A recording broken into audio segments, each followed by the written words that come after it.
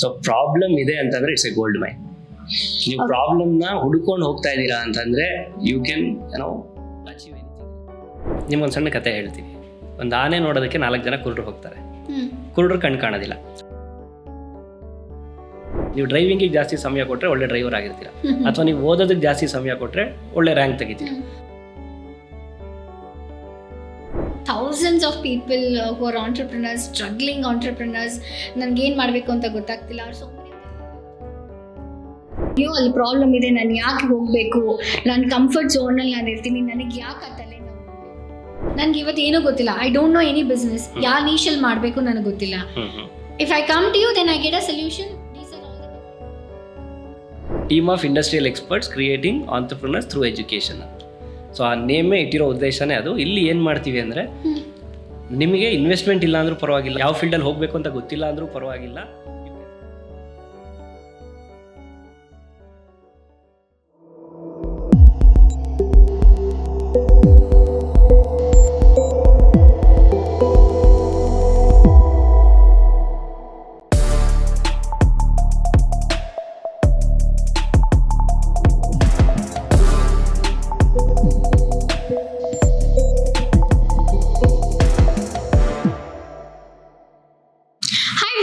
and welcome to Midway Masters, a podcast where mid-career meets mastery.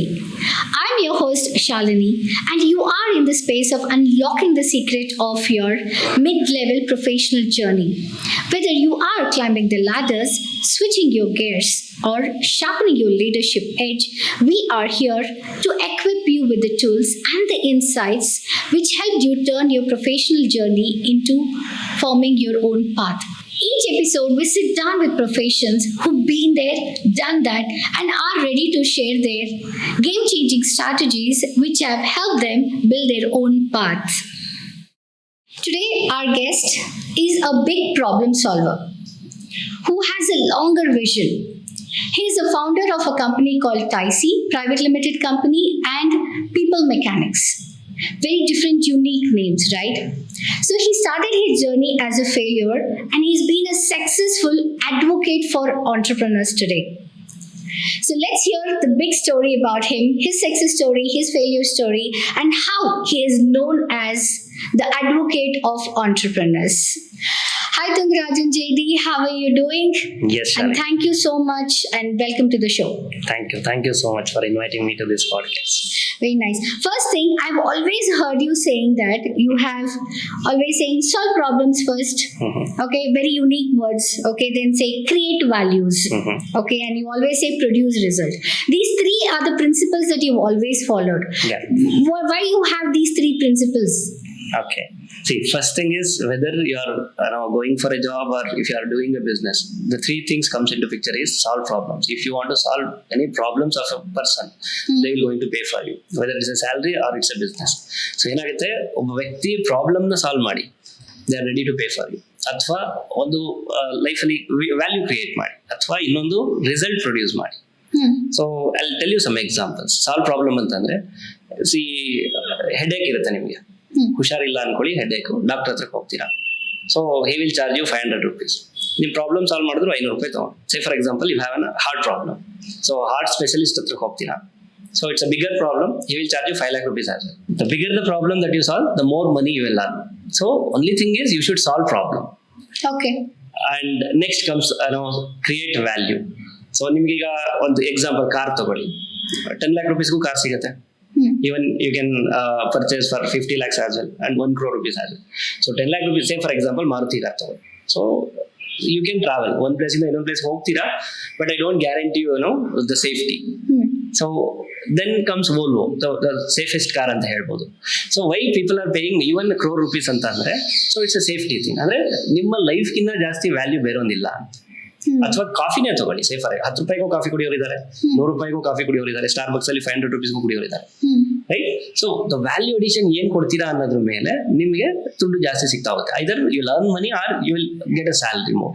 So what value you are providing to the, what value addition you are giving to your company, ಅಥವಾ ಏನ್ contribute ಮಾಡ್ತಿದ್ದೀರಾ, ಏನ್ problem solve ಮಾಡ್ತಾ ಇದ್ದೀರಾ ನಿಮ್ಮ ಕಂಪ್ನಿನಲ್ಲಿ, ಅಥವಾ customer ಪ್ರಾಬ್ಲಮ್ನ ಏನ್ solve ಮಾಡ್ತಾ ಇದ್ದೀರಾ. ಸೊ ಇದ್ರ ಆಧಾರದ ಮೇಲೆ ನೀವು ಎಲ್ಲಿ ನಿಂತಿರ್ತೀರಾ, ಏನ್ ಅರ್ನ್ ಮಾಡ್ತಿರ್ತೀರಾ ಅನ್ನೋದು ಡಿಪೆಂಡ್ ಆಗಿರುತ್ತೆ. ಈಗ ಕೆಲವ್ರು ಏನ್ ಮಾಡ್ತಾರೆ ಅಂದ್ರೆ ಸಾಲ್ವ್ ಪ್ರಾಬ್ಲಮ್ ಅಂದಿದ ತಕ್ಷಣ ಅಯ್ಯೋ ಅಲ್ಲಿ ಪ್ರಾಬ್ಲಮ್ ಇದೆ, ನಾನು ಯಾಕೆ ಹೋಗ್ಬೇಕು, ನನ್ನ ಕಂಫರ್ಟ್ ಝೋನ್ ಅಲ್ಲಿ ನಾನು ಇರ್ತೀನಿ, ನನಗೆ ಯಾಕೆ ಆ ತಲೆನೋವು ಅಂತ ಹೇಳ್ತಾರೆ. ಅಂತವ್ರಿಗೆ how do you take those people into consideration? ಇವತ್ತಿನ ಕಾಲದಲ್ಲಿ ಒಂದು ತಿಳ್ಕೊಳ್ಳಿ, ಸೊ ಪ್ರಾಬ್ಲಮ್ ಇದೆ ಅಂತಂದ್ರೆ ಇಟ್ಸ್ ಎ ಗೋಲ್ಡ್ ಮೈನ್. ನೀವು ಪ್ರಾಬ್ಲಮ್ ನ ಹುಡ್ಕೊಂಡು ಹೋಗ್ತಾ ಇದ್ದೀರಾ ಅಂತಂದ್ರೆ ಯು ಕ್ಯಾನ್ ಅಚೀವ್ ಎನಿಥಿಂಗ್ ಇಲ್ಲ. If you are controlling, if you are avoiding problem ಅಂತಂದ್ರೆ so you are a mediocre ಅಂತ, ಅಂದ್ರೆ ನೀವು ಬಡವರಾಗಿ ಉಳ್ಕೊಂಡ್ಬಿಡ್ತೀರಾ ಅಂತ. ವೆದರ್ ಇಟ್ಸ್ ಎ ಕಂಪ್ನಿ, ನೀವು ವರ್ಕ್ ಮಾಡ್ತಿರೋ ಕಂಪ್ನಿನಲ್ಲಿ ಪ್ರಾಬ್ಲಮ್ಸ್ ಇರ್ಬೋದು, ಅಥವಾ if you are an entrepreneur, if you are solving problems of your customers ಅಂತ ಇರ್ಬೋದು, ಎಲ್ಲೇ ಆಗಲಿ ಪ್ರಾಬ್ಲಮ್ ಎಲ್ಲಿದೆ ಇಟ್ಸ್ ಅನ್ ಆಪರ್ಚುನಿಟಿ. ಪ್ರಾಬ್ಲಮ್ ನ ನೀವು ಪ್ರಾಬ್ಲಮ್ ಅಂತ ನೋಡ್ಬೇಡಿ, ಬಟ್ ಆಪರ್ಚುನಿಟಿ ಅಂತ ನೋಡಿದಾಗ there is a huge scope for earning as well as learning ಅಂತ ಹೇಳಿದ್ರು ತಪ್ಪಾಗಲ್ಲ. ಬಟ್ ಇದರಿಂದ ಏನಾಗುತ್ತೆ ಅಂದ್ರೆ ಇವಾಗಿರೋ ಜನರೇಷನ್ ಅಲ್ಲಿ ಎಸ್ಪೆಷಲಿ ದ ಸ್ಟೂಡೆಂಟ್ಸ್ ಆಯ್ತಾ, ಅವ್ರಿಗೆ ಏನಂದ್ರೆ ಓಕೆ ನಾನು ಇಂಜಿನಿಯರಿಂಗ್ ಮಾಡ್ಕೊಂಡ್ ಬಂದಿದ್ದೀನಿ, ನಾನು ಇದೇ ಬ್ಯಾಕ್ ಗ್ರೌಂಡ್ ಅಲ್ಲಿ ಇದ್ದೀನಿ, ನಾನು ಇದೇ ಲೈನ್ ಅಲ್ಲೇ ಹೋಗ್ಬೇಕು ಅಂತ ಹೇಳ್ತಾರೆ. ಓಕೆ, ಇವನ್ ಅದೇ ಲೈನ್ ಅಲ್ಲಿ ನನಗೆ ಕೆಲಸ ಸಿಕ್ಕಿಲ್ಲ ಅಂದ್ರೆ ಇಟ್ ಇಸ್ ಓಕೆ, ನಾನು 2 ವರ್ಷ ಆಗ್ಲಿ 3 ವರ್ಷ ಆಗ್ಲಿ ನಾನು ಅದೇ ಮನೇಲಿ ಬೇಕಾದ್ರೆ ಕುತ್ಕೊಂಡು ಟೈಮ್ ಪಾಸ್ ಮಾಡ್ತೀನಿ, ಇಲ್ಲ ಏನಾರು ಒಂಚೂರು ಅಪ್ಗ್ರೇಡ್ ಮಾಡ್ಕೊಳ್ತೀನಿ ಹೊತ್ತು. ಬಟ್ ಯಾವ್ದು which is coming on their way they will not take that up. Okay, ಹೇಳ್ಸ ನನ್ಗೆ ಯಾಕೆ ಆತಲ್ಲ ನಾವು, ನಾನು I will want, this is my passion, this is my vision, I will go only in this line anತಾರೆ.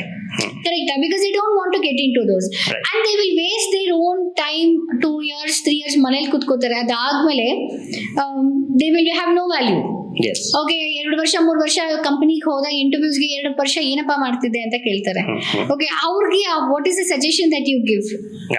C, first thing, ಅವರು ನಾನು ಇದೇ field ಅಲ್ಲಿ ಎಂಜಿನಿಯರಿಂಗ್ ಮಾಡಿದ್ದೀನಿ, ಸೇ ಫಾರ್ ಎಕ್ಸಾಂಪಲ್ ಕಂಪ್ಯೂಟರ್ ಸೈನ್ಸೇ ಮಾಡಿದ್ದೀನಿ ಅಥವಾ ಮೆಕ್ಯಾನಿಕಲ್ಲೇ ಮಾಡಿದ್ದೀನಿ ಅಂತಂದ್ರೆ ಫಸ್ಟ್ ಅವ್ರು ಚೂಸ್ ಮಾಡುವಾಗ ಅವ್ರನ್ನ ಕೇಳಿದಿದ್ರೆ why mechanical or why computer science, ಅವ್ರ ಹತ್ರ ಆನ್ಸರ್ ಇರಲಿಲ್ಲ. Just because somebody else told you ಈ ಕಂಪ್ಯೂಟರ್ ಸೈನ್ಸ್ ಮಾಡಿದ್ರೆ ಸ್ಕೋಪ್ ಇರುತ್ತೆ, ಒಳ್ಳೆ ಸ್ಯಾಲರಿ ಸಿಗುತ್ತೆ, ಅದಕ್ಕೆ ತಗೊಂಡಿದ್ದಾರೆ ಹೊರತು ಮೆಜಾರಿಟಿ ಆಫ್ ದಿ ಸ್ಟೂಡೆಂಟ್ಸ್ಗೆ ಪ್ಯಾಷನ್ ಆಗಲಿ ನಾನು ಇದೇ ಇದ್ರಲ್ಲಿ ಬರಬೇಕು ಅನ್ನೋದಾಗ್ಲಿ ಥಾಟ್ ಇಲ್ಲ. ಎಲ್ಲಿ ಪ್ರಾಬ್ಲಮ್ ಫಿಕ್ಸ್ ಮಾಡಬೇಕು? So don't you think it is very important for us to do a proper counselling before they get in to the higher education? I think the schools and the colleges really need to take that initiative ಅನ್ಸಲ್ವಾ? ಯಾಕೆಂದ್ರೆ ಮಕ್ಕಳಿಗೆ ಏನ್ ಗೊತ್ತಿರಲ್ಲ. Okay fine, ದೊಡ್ಡವ್ರು ಹೇಳ್ತಿದ್ದಾರೆ ನೋಡಪ್ಪ ಅವರೆಲ್ಲ ತುಂಬಾ ಜಾಸ್ತಿ ಸಂಬಳ ತಗೊಳ್ತಿದ್ದಾರೆ, ಅಬ್ರಾಡಿಗೆ ಹೋಗ್ತಾರೆ, ಸೊ ನೀನ್ ಇದನ್ನ ತಗೋ ನೀನ್ ಮಾಡು. ಬಟ್ ಅವ್ನ ಪ್ಯಾಷನ್ ಏನು, ಅವ್ನ ಇಂಟ್ರೆಸ್ಟ್ ಏನು ಅನ್ನೋದನ್ನ ಯಾರು ಕೇಳಲ್ಲ. Do you think somewhere our education system is not giving prominence to those or doing a proper career counseling to students?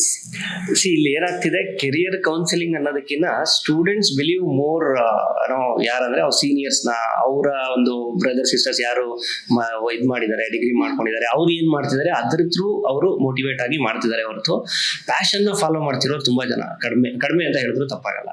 ಯಾಕೆಂದ್ರೆ ಅವ್ರಿಗೆ ಪ್ಯಾಷನ್ ಅಂದ್ರೆ ಏನು ಅಂತಾನೆ ಗೊತ್ತಿರಲ್ಲ ಆ ಏಜ್ ಅಲ್ಲಿ, ಅಥವಾ ಯಾವ ಫೀಲ್ಡ್ ಅಲ್ಲಿ ಇಂಟ್ರೆಸ್ಟ್ ಇದೆ ಅನ್ನೋದು ಗೊತ್ತಿರೋದಿಲ್ಲ.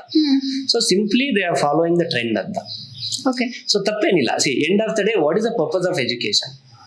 ಸೊ ನನಗೆ ಕೇಳಿದ್ರೆ ಇವಾಗ ಇವತ್ತೊಬ್ಬ ಫಸ್ಟ್ ಸ್ಟ್ಯಾಂಡರ್ಡ್ ಸ್ಟೂಡೆಂಟ್ಗೆ ಆಲ್ಮೋಸ್ಟ್ 1 lakh rupees ಫೀಸ್ ಇದೆಯಾ ಮಿನಿಮಮ್. ನೀವೆಲ್ಲೇ ಹೋದ್ರು ಯಾವುದೇ ಸ್ಕೀಮ್ ಹೋದ್ರು 1 lakh rupees ಫೀಸ್ ಇದೆ. ಒಬ್ಬ ಸ್ಟೂಡೆಂಟ್ ಫಸ್ಟ್ ಸ್ಟ್ಯಾಂಡರ್ಡ್ ಇಂದ ಒಂದು ಡಿಗ್ರಿ ಮುಗಿಸ್ತೀನಿ ಅಂತ ಅಂದ್ರೆ ಮಿನಿಮಮ್ ಅಂದ್ರೂ 20 to 25 lakh rupees ಖರ್ಚು ಮಾಡಿರ್ತಾರೆ, ಹೌದಾ? ಸೊ ಆಫ್ಟರ್ ದ ಗ್ರಾಜುಯೇಷನ್ ಬೆಂಗಳೂರಲ್ಲಿ ತಗೊಂಡ್ರೆ ಆವರೇಜ್ ಸ್ಯಾಲರಿ 90% ಅಥವಾ majority of the students fresher salary ಬಂದು 20 to 25,000 rupees ಇದೆ ಅಂತ ಅನ್ಕೊಳ್ಳಿ, ಸರಿನಾ? 20 ರಿಂದ 25 ಲಕ್ಷ ಇನ್ವೆಸ್ಟ್ ಮಾಡಿದ್ದಾರೆ, and after 22 years they get into a job. So every year even the say 1 lakh rupees per annum ಅಂತ ಅನ್ಕೊಂಡ್ರು ಕೂಡ to earn that principal amount, invest ಮಾಡಿರುವಂತ ಎಜುಕೇಶನ್ಗೆ ಅಂತ ಇನ್ವೆಸ್ಟ್ ಮಾಡಿರೋ ಪ್ರಿನ್ಸಿಪಲ್ ಅಮೌಂಟ್ ನ ಅರ್ನ್ ಮಾಡೋದಕ್ಕೆ they may take another 10 to 20 years. ಅಂದ್ರೆ life long ದುಡಿದ್ರು ಕೂಡ ಸಿಟಿನಲ್ಲಿ ಒಂದು 30-40 ಸೈಟ್ ತಗೊಂಡು ಮನೆ ಕಟ್ಟೋಷ್ಟೊಳಗೆ ಅವ್ರ ಜೀವನನೇ ಮುಗ್ದೋಗ್ತಿದೆ. And they don't even know they are in a trap ಅಂತ. ಸೊ ಅದನ್ನೇ ಇಮ್ಯಾಜಿನ್ ಮಾಡ್ಕೊಳ್ಳಿ. ಪೇರೆಂಟ್ಸ್ಗೆ ಒಂದು ಮಾತು ಹೇಳ್ತೀನಿ, ನಿಮ್ಮ ಮಕ್ಕಳು ಹುಟ್ಟಿದ ತಕ್ಷಣನೇ 1 ಲಕ್ಷ ರೂಪಾಯಿ ಅವ್ರ ಅಕೌಂಟ್ ಅಲ್ಲಿ ಫಿಕ್ಸ್ಡ್ ಡೆಪಾಸಿಟ್ ಇಟ್ಬಿಟ್ಟಿದ್ರೆ, ಅಥವಾ ಅವ್ರ ಹೆಸರಲ್ಲಿ ಒಂದ್ ಕಡೆ ಇನ್ವೆಸ್ಟ್ ಮಾಡಿದ್ರೆ, ಬೈ ದ ಏಜ್ ಆಫ್ 25 ಅವ್ರಿಗೆ 25 ಆಗೋಷ್ಟರಲ್ಲಿ ಅವ್ರ ಅಕೌಂಟ್ ಅಲ್ಲಿ 50 ಲಕ್ಷ ಅಥವಾ 1 ಕೋಟಿ ರೂಪಾಯಿ ಇರ್ತಿತ್ತು ದುಡ್ಡು. ಅದೇ 50 ಲಕ್ಷ 1 ಕೋಟಿ ದುಡ್ಡನ್ನ ಸ್ಟೂಡೆಂಟ್ ಅರ್ನ್ ಮಾಡ್ಬೇಕು ಅಂತಂದ್ರೆ ಮಿನಿಮಮ್ 20 to 30 years ಬೇಕು ಅವ್ರಿಗೆ. ಸೊ ಅಂದ್ರೆ ನಮ್ಮ ದುಡ್ಡನ್ನ ನಾವು ಯಾರಿಗೋ ಸ್ಕೂಲ್ ಕಾಲೇಜ್ ಹೆಸರಲ್ಲಿ ಅವ್ರಿಗೆ ಕೊಟ್ಟು ನಾವು ಬಡವರಾಗ್ತಾ ಇದೀವಿ ಅಂತ ಅದು ಗೊತ್ತಿಲ್ಲ ಎಷ್ಟೋ ಜನ ಹುಡುಗರಿಗೆ. So fine. ಸೊ ನಾನು ಮತ್ತೆ ಇದಕ್ಕೆ ಬರ್ತೀನಿ, ಉದ್ದೇಶ ಏನು? End of the day I want to earn money. ನಾನು ಇದೇ ಫೀಲ್ಡ್ ಅಲ್ಲಿ ಹೋಗ್ಬೇಕು, ಅದೇ ಫೀಲ್ಡ್ ಅಲ್ಲಿ ಹೋಗ್ಬೇಕು. If you are truly having a passion, that's fine. But ನೀವು ಜಾಯ್ನ್ ಆಗುವಾಗ ಪ್ಯಾಷನ್ ಅಂದ್ರೆ ಏನು ಅಂತ ಗೊತ್ತಿಲ್ಲ. ನೀವು ಜಾಯ್ನ್ ಆದ್ರೆ just because it's a trend. ಈಗ ಹೇಗಾಗ್ತಿದೆ ಅಡ್ಮಿಷನ್ಸ್ ಅಂದ್ರೆ ಕಂಪ್ಯೂಟರ್ ಸೈನ್ಸ್ ಅಲ್ಲಿ ಒಳ್ಳೆ ಸ್ಯಾಲರಿ ಸಿಗ್ತಾ ಇದೆ, ಸೊ ರೂಮರ್ಸ್ ಬರುತ್ತೆ, ಕಂಪ್ಯೂಟರ್ ಸೈನ್ಸ್ ಜಾಯ್ನ್ ಆಗ್ತೀನಿ. ಇನ್ನೊಂದು ಯಾವ್ದೋ BSc ಅಗ್ರಿಕಲ್ಚರ್ ಅಂತ ಬರುತ್ತೆ, ಅದಕ್ಕೆ ಹೋಗ್ತೀನಿ, ಜಾಯ್ನ್ ಆಗ್ತೀನಿ. ಇನ್ನೊಂದು ಏನು MBA, ಈ ತರ ನಡೀತಾ ಇದೆ ಹೊರತು ಮೆಜಾರಿಟಿ ಆಫ್ ದಿ ಸ್ಟೂಡೆಂಟ್ಸ್ ಗೆ ಪ್ಯಾಷನ್ ಅಂತ ಆಗ್ಲಿ ಅಥವಾ ಈ ಫೀಲ್ಡ್ ಅಲ್ಲೇ ಹೋಗ್ಬೇಕು ಅನ್ನೋಂತ ಒಂದು ಸ್ಟ್ರಾಂಗ್ ಇದಿಲ್ಲ, ಏನಿಲ್ಲ, ಒಂದು ಡೈರೆಕ್ಷನ್ ಇಲ್ಲ ಅಥವಾ ಒಂದು ಗೋಲ್ ಇಲ್ಲ ಅವ್ರಿಗೆ. ಸೊ ಮೇನ್ ಅವ್ರಿಗೆ ಏನು ಸ್ಯಾಲ್ರಿನ ಒಂದು ಗೋಲ್ ಆಗಿ ಇಟ್ಕೊಂಡು ಬರ್ತಿದ್ದಾರೆ ಹೊರತು ಬೇರೆ ಏನಿಲ್ಲ. ಸೊ ಹಾಗಾಗಿ ನಾನೇನ್ ಹೇಳ್ತೀನಿ, ಇರ್ರೆಸ್ಪೆಕ್ಟಿವ್ ಆಫ್ ಯುವರ್ ಡೊಮೈನ್, ನೀವು ಕಂಪ್ಯೂಟರ್ ಸೈನ್ಸ್ ಓದಿದ್ದೀರಾ ಅಥವಾ ಮತ್ತೊಂದು ಬೇರೆ ಏನೋ ಡಿಗ್ರಿ ಓದಿದ್ದೀರಾ, ಎಂಡ್ ಆಫ್ ದ ಡೇ ಆಚೆ ಬಂದ್ಮೇಲೆ ಆಪರ್ಚುನಿಟಿ ನೋಡಿ. ಒಂದು ಕೆರಿಯರ್ ಗ್ರೋತ್ ಇದೆಯಾ ಚೆನ್ನಾಗಿ, ಇನ್ನೊಂದು ಸ್ಯಾಲ್ರಿ ಚೆನ್ನಾಗಿ ಸಿಗ್ತಿದ್ಯಾ, ಮೂರನೇದು ಲರ್ನಿಂಗ್ ಇದೆಯಾ. ಈ ಮೂರು ಚೆನ್ನಾಗಿದ್ರೆ you get into any field. Future ನೋಡಿ, so next 5 years, next 10 years ಅಲ್ಲಿ ಸೊ ಯಾವ ಒಂದು ಡೊಮೈನ್ ಅಲ್ಲಿ ಚೆನ್ನಾಗಿ ಗ್ರೋತ್ ಇದೆ, ಕೆರಿಯರ್ ಗ್ರೋತ್ ಇದೆ ಅನ್ನೋದನ್ನ ಕನ್ಸಿಡರ್ ಮಾಡಿ ಮುಂದುವರೆದ್ರೆ ತುಂಬಾ ಒಳ್ಳೇದಾಗುತ್ತೆ. ಇಲ್ಲ ಅಂದ್ರೆ ಇವಾಗ ಕೆಲವರು ಮಕ್ಳು ಏನಂದ್ರೆ, ನಾನು ಇಂಜಿನಿಯರಿಂಗ್ ಮಾಡಿದ್ದೀನಿ, ಈಗ ಎಕ್ಸಾಂಪಲ್ ಹೇಳ್ಬೇಕಂದ್ರೆ I was just doing couple of ಕಾಲೇಜಸ್ಗೆ ಲಾಸ್ಟ್ ಟೈಮ್ ಕ್ಯಾಂಪಸ್ಗೆ ಅಂತ ಹೋದಾಗ we look at them for a different domain. ಈಗ ಎಕ್ಸಾಂಪಲ್ BE ಮಾಡಿರ್ತಾರೆ, somebody who wants to get into HR ಇಲ್ಲ ಸೇಲ್ಸ್ಗೆ ಇಲ್ಲ ಬೇರೆ ಯಾವ್ದನ್ನ ಸಪೋರ್ಟ್ ಫಂಕ್ಷನ್ ತಗೊಂಡ್ರೆ, ನಾನು ಇಂಜಿನಿಯರಿಂಗ್ ಕಂಪ್ಯೂಟರ್ ಸೈನ್ಸ್ ಮಾಡಿ HR ರೋಲ್ ಮಾಡ್ಬೇಕಾ ಅಥವಾ ಸೇಲ್ಸ್ ರೋಲ್ ಮಾಡ್ಬೇಕಾ ಅನ್ನೋ ಮೈಂಡ್ ಸೆಟ್ ಕರೆಕ್ಟ್. ಅವ್ರಿಗೆ ಹೇಗೆ, how do we tell them that you need to choose the line of what you have? ಇಲ್ಲ, ನಿಮಗೆ ಯಾವ್ದು ಸಿಗುತ್ತೆ ಅದನ್ನ ತಗೊಳ್ಳಿ ಅಂತ ಹೇಳ್ತಾ ಇಲ್ಲ, ಬಟ್ ಯಾವ್ದ್ರಲ್ಲಿ ಗ್ರೋತ್ ಇದೆ ಅದನ್ನ ಚೂಸ್ ಮಾಡಿ. ಸೊ ಯಾಕಂದ್ರೆ ನೀವು ಅನ್ಕೊಂಡಿರ್ತೀರಿ, ಕೆಲವರು ಅನ್ಕೊಂಡಿರ್ತಾರೆ ನಾನು ಎಲೆಕ್ಟ್ರಾನಿಕ್ಸ್ ಅಂಡ್ ಕಮ್ಯುನಿಕೇಶನ್ ಮಾಡಿದೀನಿ ಅಥವಾ ಎಲೆಕ್ಟ್ರಿಕಲ್, ಈ ತ್ರಿಬಲ್ ಅಂತ ಬರುತ್ತೆ, ಎಲೆಕ್ಟ್ರಿಕಲ್ ಅಂಡ್ ಎಲೆಕ್ಟ್ರಾನಿಕ್ಸ್ ಇಂಜಿನಿಯರಿಂಗ್ ಅಂತ. ಅದ್ರಲ್ಲಿ ಇವತ್ತು ಆಪರ್ಚುನಿಟಿನೇ ಇಲ್ಲ, ನಾನು ಅದೇ ಫೀಲ್ಡ್ ಅಲ್ಲಿ ಹೋಗ್ಬೇಕು ಅನ್ಕೊಳ್ಳೋದು ಮುಟ್ಟಾಳ್ತನ ಅಂತ ಹೇಳಿದ್ರು ತಪ್ಪಾಗಲ್ಲ. ಸೊ ಇಲ್ಲಿ ಏನಾಗುತ್ತೆ ಅಂದ್ರೆ, ಈಗ ತುಂಬಾ ಜನ ಹುಡುಗರು ಮಾಡ್ತಿರೋದು ಇದೆ ತಪ್ಪು. ಒಂದು ಸ್ಯಾಲ್ರಿ, ನನಗೆ ಇಷ್ಟೇ ಸ್ಯಾಲ್ರಿ ಬೇಕು, I am an engineer and I rank ತೆಗ್ದಿದ್ದೀನಿ ನಾನು, ಸೊ ನನಗೆ ಇಷ್ಟೇ ಸ್ಯಾಲ್ರಿ ಬೇಕು ಅನ್ನೋ ಎಕ್ಸ್ಪೆಕ್ಟೇಷನ್ ಬಂದಿರ್ತಾರೆ. ಬಟ್ ಅವರಿಗೆ ಫ್ಯಾಕ್ಟ್ ಗೊತ್ತಿಲ್ಲ, ಅವ್ರು ಕಲ್ತಿರೋದು ಏನಕ್ಕೂ ಉಪಯೋಗ ಇಲ್ಲ. 20,000 ಸ್ಯಾಲ್ರಿಗೂ ಬೇಕಾಗಿರುವಂತ ಸ್ಕಿಲ್ಸ್ ಗಳು ಅವ್ರಿಗೆ ಇಲ್ಲ ಅನ್ನೋದು ಗೊತ್ತೇ ಇರೋದಿಲ್ಲ. ಏನ್ ಮಾಡ್ತಾರೆ, ಲೋವರ್ ಸ್ಯಾಲ್ರಿ ಜಾಬ್ನೆಲ್ಲ ರಿಜೆಕ್ಟ್ ಮಾಡ್ಕೊಂಡು 1-2 ವರ್ಷ ಖಾಲಿ ಕುತ್ಕೊಂಡ್ಬಿಡ್ತಾರೆ. ಆ ಟೈಮಲ್ಲಿ ಏನಾಗುತ್ತೆ, ಫ್ರೆಶರ್ಸ್ ಆಚೆಗೆ ಬರ್ತಾರೆ. ಫ್ರೆಶರ್ಸ್ ಆಚೆ ಬಂದಾಗ ಮಾರ್ಕೆಟ್ ಅಲ್ಲಿ ಫ್ರೆಶ್ ತರಕಾರಿಗೆ ಜಾಸ್ತಿ ವ್ಯಾಲ್ಯೂ ಇರುತ್ತಾ ಅಥವಾ 1-2 ವಾರ ಹಳೇದಿರುತ್ತಾ, ಅದೇ ರೀತಿ ಯಾಕೆ ತಾನೇ ಔಟ್ಪುಟ್ ಆದವ್ರೆ ತುಂಬಾ ಇದಿರುತ್ತೆ, ಆಪರ್ಚುನಿಟಿ ಇರುತ್ತೆ, ಇವ್ರು ಹಾಗೇನೆ ಉಳ್ಕೊಂಡ್ಬಿಡ್ತಾರೆ. ಅಟ್ಲೀಸ್ಟ್ ಇವ್ರು 10,000ಕ್ಕೆ ವರ್ಕ್ ಮಾಡಿದ್ರು ಕೂಡ so they would have get 1 year experience ಸಿಕ್ತಿತ್ತು, ಜೊತೆಗೆ 1 ಲಕ್ಷ ರೂಪಾಯಿ ಕೈಯಲ್ಲಿ ದುಡ್ಡು ಇರ್ತಿತ್ತು. ಆಮೇಲೆ ಇನ್ನೊಂದೇನೆ ಕಲಿಯೋದು ತುಂಬಾ ಇರ್ತಿತ್ತು. ಎಸ್ಪೆಷಲಿ ಎಕ್ಸ್ಪೀರಿಯನ್ಸ್ 1-2 ವರ್ಷ ಆದ ತಕ್ಷಣ ಆಟೋಮೆಟಿಕಲಿ ನಿಮ್ಮ ಸ್ಯಾಲರಿನೂ ಇನ್ಕ್ರೀಸ್ ಆಗುತ್ತೆ. ಆ ಎಕ್ಸ್ಪೀರಿಯನ್ಸ್ ಬೇಸ್ ಮೇಲೆ you will have a good salary ಅದು. ಸೊ ಬಟ್ ಅಲ್ಲಿ ಅದನ್ನ ಮಾಡ್ದೇನೆ ಐಡಲ್ ಆಗಿ ಕೂತ್ಕೊಳ್ಳೋದ್ರಿಂದ, ಸೊ ಅದನ್ನ ಮಾಡ್ದೇನೆ ಐಡಲ್ ಆಗಿ ಕೂತ್ಕೊಳ್ಳೋದ್ರಿಂದ ಏನಾಗ್ತಿದೆ, ಅವ್ರು ಹಿಂದೆ ಕಲ್ತಿದ್ದು ಮರ್ತೋಗಿದ್ದಾರೆ. ಸೊ ಐಡಲ್ ಆಗಿ ಕೂತ್ಕೊಳ್ಳೋದ್ರಿಂದ ಅವ್ರಿಗೇನು ಹೊಸ ಸ್ಕಿಲ್ಸು ಕಲ್ತಿಲ್ಲ. 2 years ಖಾಲಿ ಕೂತಿರ್ತಾರೆ ಹೊರತು ಇವತ್ತು ಟ್ರೆಂಡಿಂಗ್ ಏನಿದೆ, ಏನ್ ಸ್ಕಿಲ್ಸ್ ಕಲಿಬೇಕು ಅಥವಾ ಯಾವ ಸ್ಕಿಲ್ಸ್ ಕಲ್ತ್ರೆ ನಾನು ತುಂಬಾ ಚೆನ್ನಾಗಿ ಬೆಳಿಬಹುದು, ಇದು ಇಲ್ಲ. ಟೈಮ್ ವೇಸ್ಟ್ ಮಾಡ್ಕೊಂಡು ಕೂತಿರ್ತಾರೆ, ಆಮೇಲೆ ರೆಸ್ಯೂಮ್ ಅಪ್ಲೈ ಮಾಡ್ತಾರೆ. ಸೊ ಅಲ್ಲೆಲ್ಲೋ ಅವ್ರಿಗೆ ಕೆಲಸ ಸಿಗೋದಿಲ್ಲ. And they are spreading rumours, ಒಳ್ಳೆ ಆಪರ್ಚುನಿಟಿನೇ ಇಲ್ಲ ಅಥವಾ ಕೆಲಸನೇ ಸಿಗ್ತಾ ಇಲ್ಲ. ಅಂಡ್ ಏನಾಗ್ತಿದೆ, ಇನ್ನೊಂದು ಸೊಸೈಟಿನಲ್ಲಿ ಪೇರೆಂಟ್ಸ್ ಆಗಿರ್ಬೋದು, ಸ್ಟೂಡೆಂಟ್ಸ್ ಆಗಿರ್ಬೋದು, 100ಕ್ಕೆ 10% ಜನ they are getting a salary of 5 lakh 10 lakh immediate after their graduation. Out of 100 hardly 5 to 10 people are getting that salary. But ಅದನ್ನ ಸ್ಟ್ಯಾಂಡರ್ಡ್ ಆಗಿ ಇಟ್ಕೊಂಡಿದ್ದಾರೆ. ಬಾಕಿ 90% of the people are getting only 20,000, 15 to 20,000 salary ಅನ್ನೋದು ಅವ್ರಿಗೆ ಗೊತ್ತೇ ಇಲ್ಲ. And ಅದು ಬೇಕಾಗೂ ಇಲ್ಲ. ಈವನ್ ನೀವು ಸ್ಕೂಲು ಕಾಲೇಜಿಗೆ ಹೋಗಿ 1000 ಜನ ಇರ್ತಾರೆ, ರ್ಯಾಂಕ್ ತೆಗ್ದಿರೋದು 4 ಜನ ಪೋರ್ಟ್ರೇಟ್ ಮಾಡ್ತಾರೆ, ಬಾಕಿ 900 ಜನ ಏನಾದ್ರು ಯಾರು ಕೇಳ್ತಾನೆ ಇಲ್ಲ, ಯಾರು ಇದು ಮಾಡ್ತಿಲ್ಲ. ಸೊ ಇಲ್ಲಿ ಏನಾಗ್ತಿದೆ ಅಂದ್ರೆ ಅವರಿಗೆ ಒಂದು ಫ್ಯಾಕ್ಟ್ ಸಿಗ್ತಾ ಇಲ್ಲ. ಸೊ ಬಂದವರೆಲ್ಲ ಏನ್ ಮಾಡ್ತಿದ್ದಾರೆ, ನನಗೆ 20,000 ಬೇಡ, just because they have A dream, ಅದೊಂದು standard line set ಮಾಡ್ಬಿಟ್ಟಿದ್ದಾರೆ.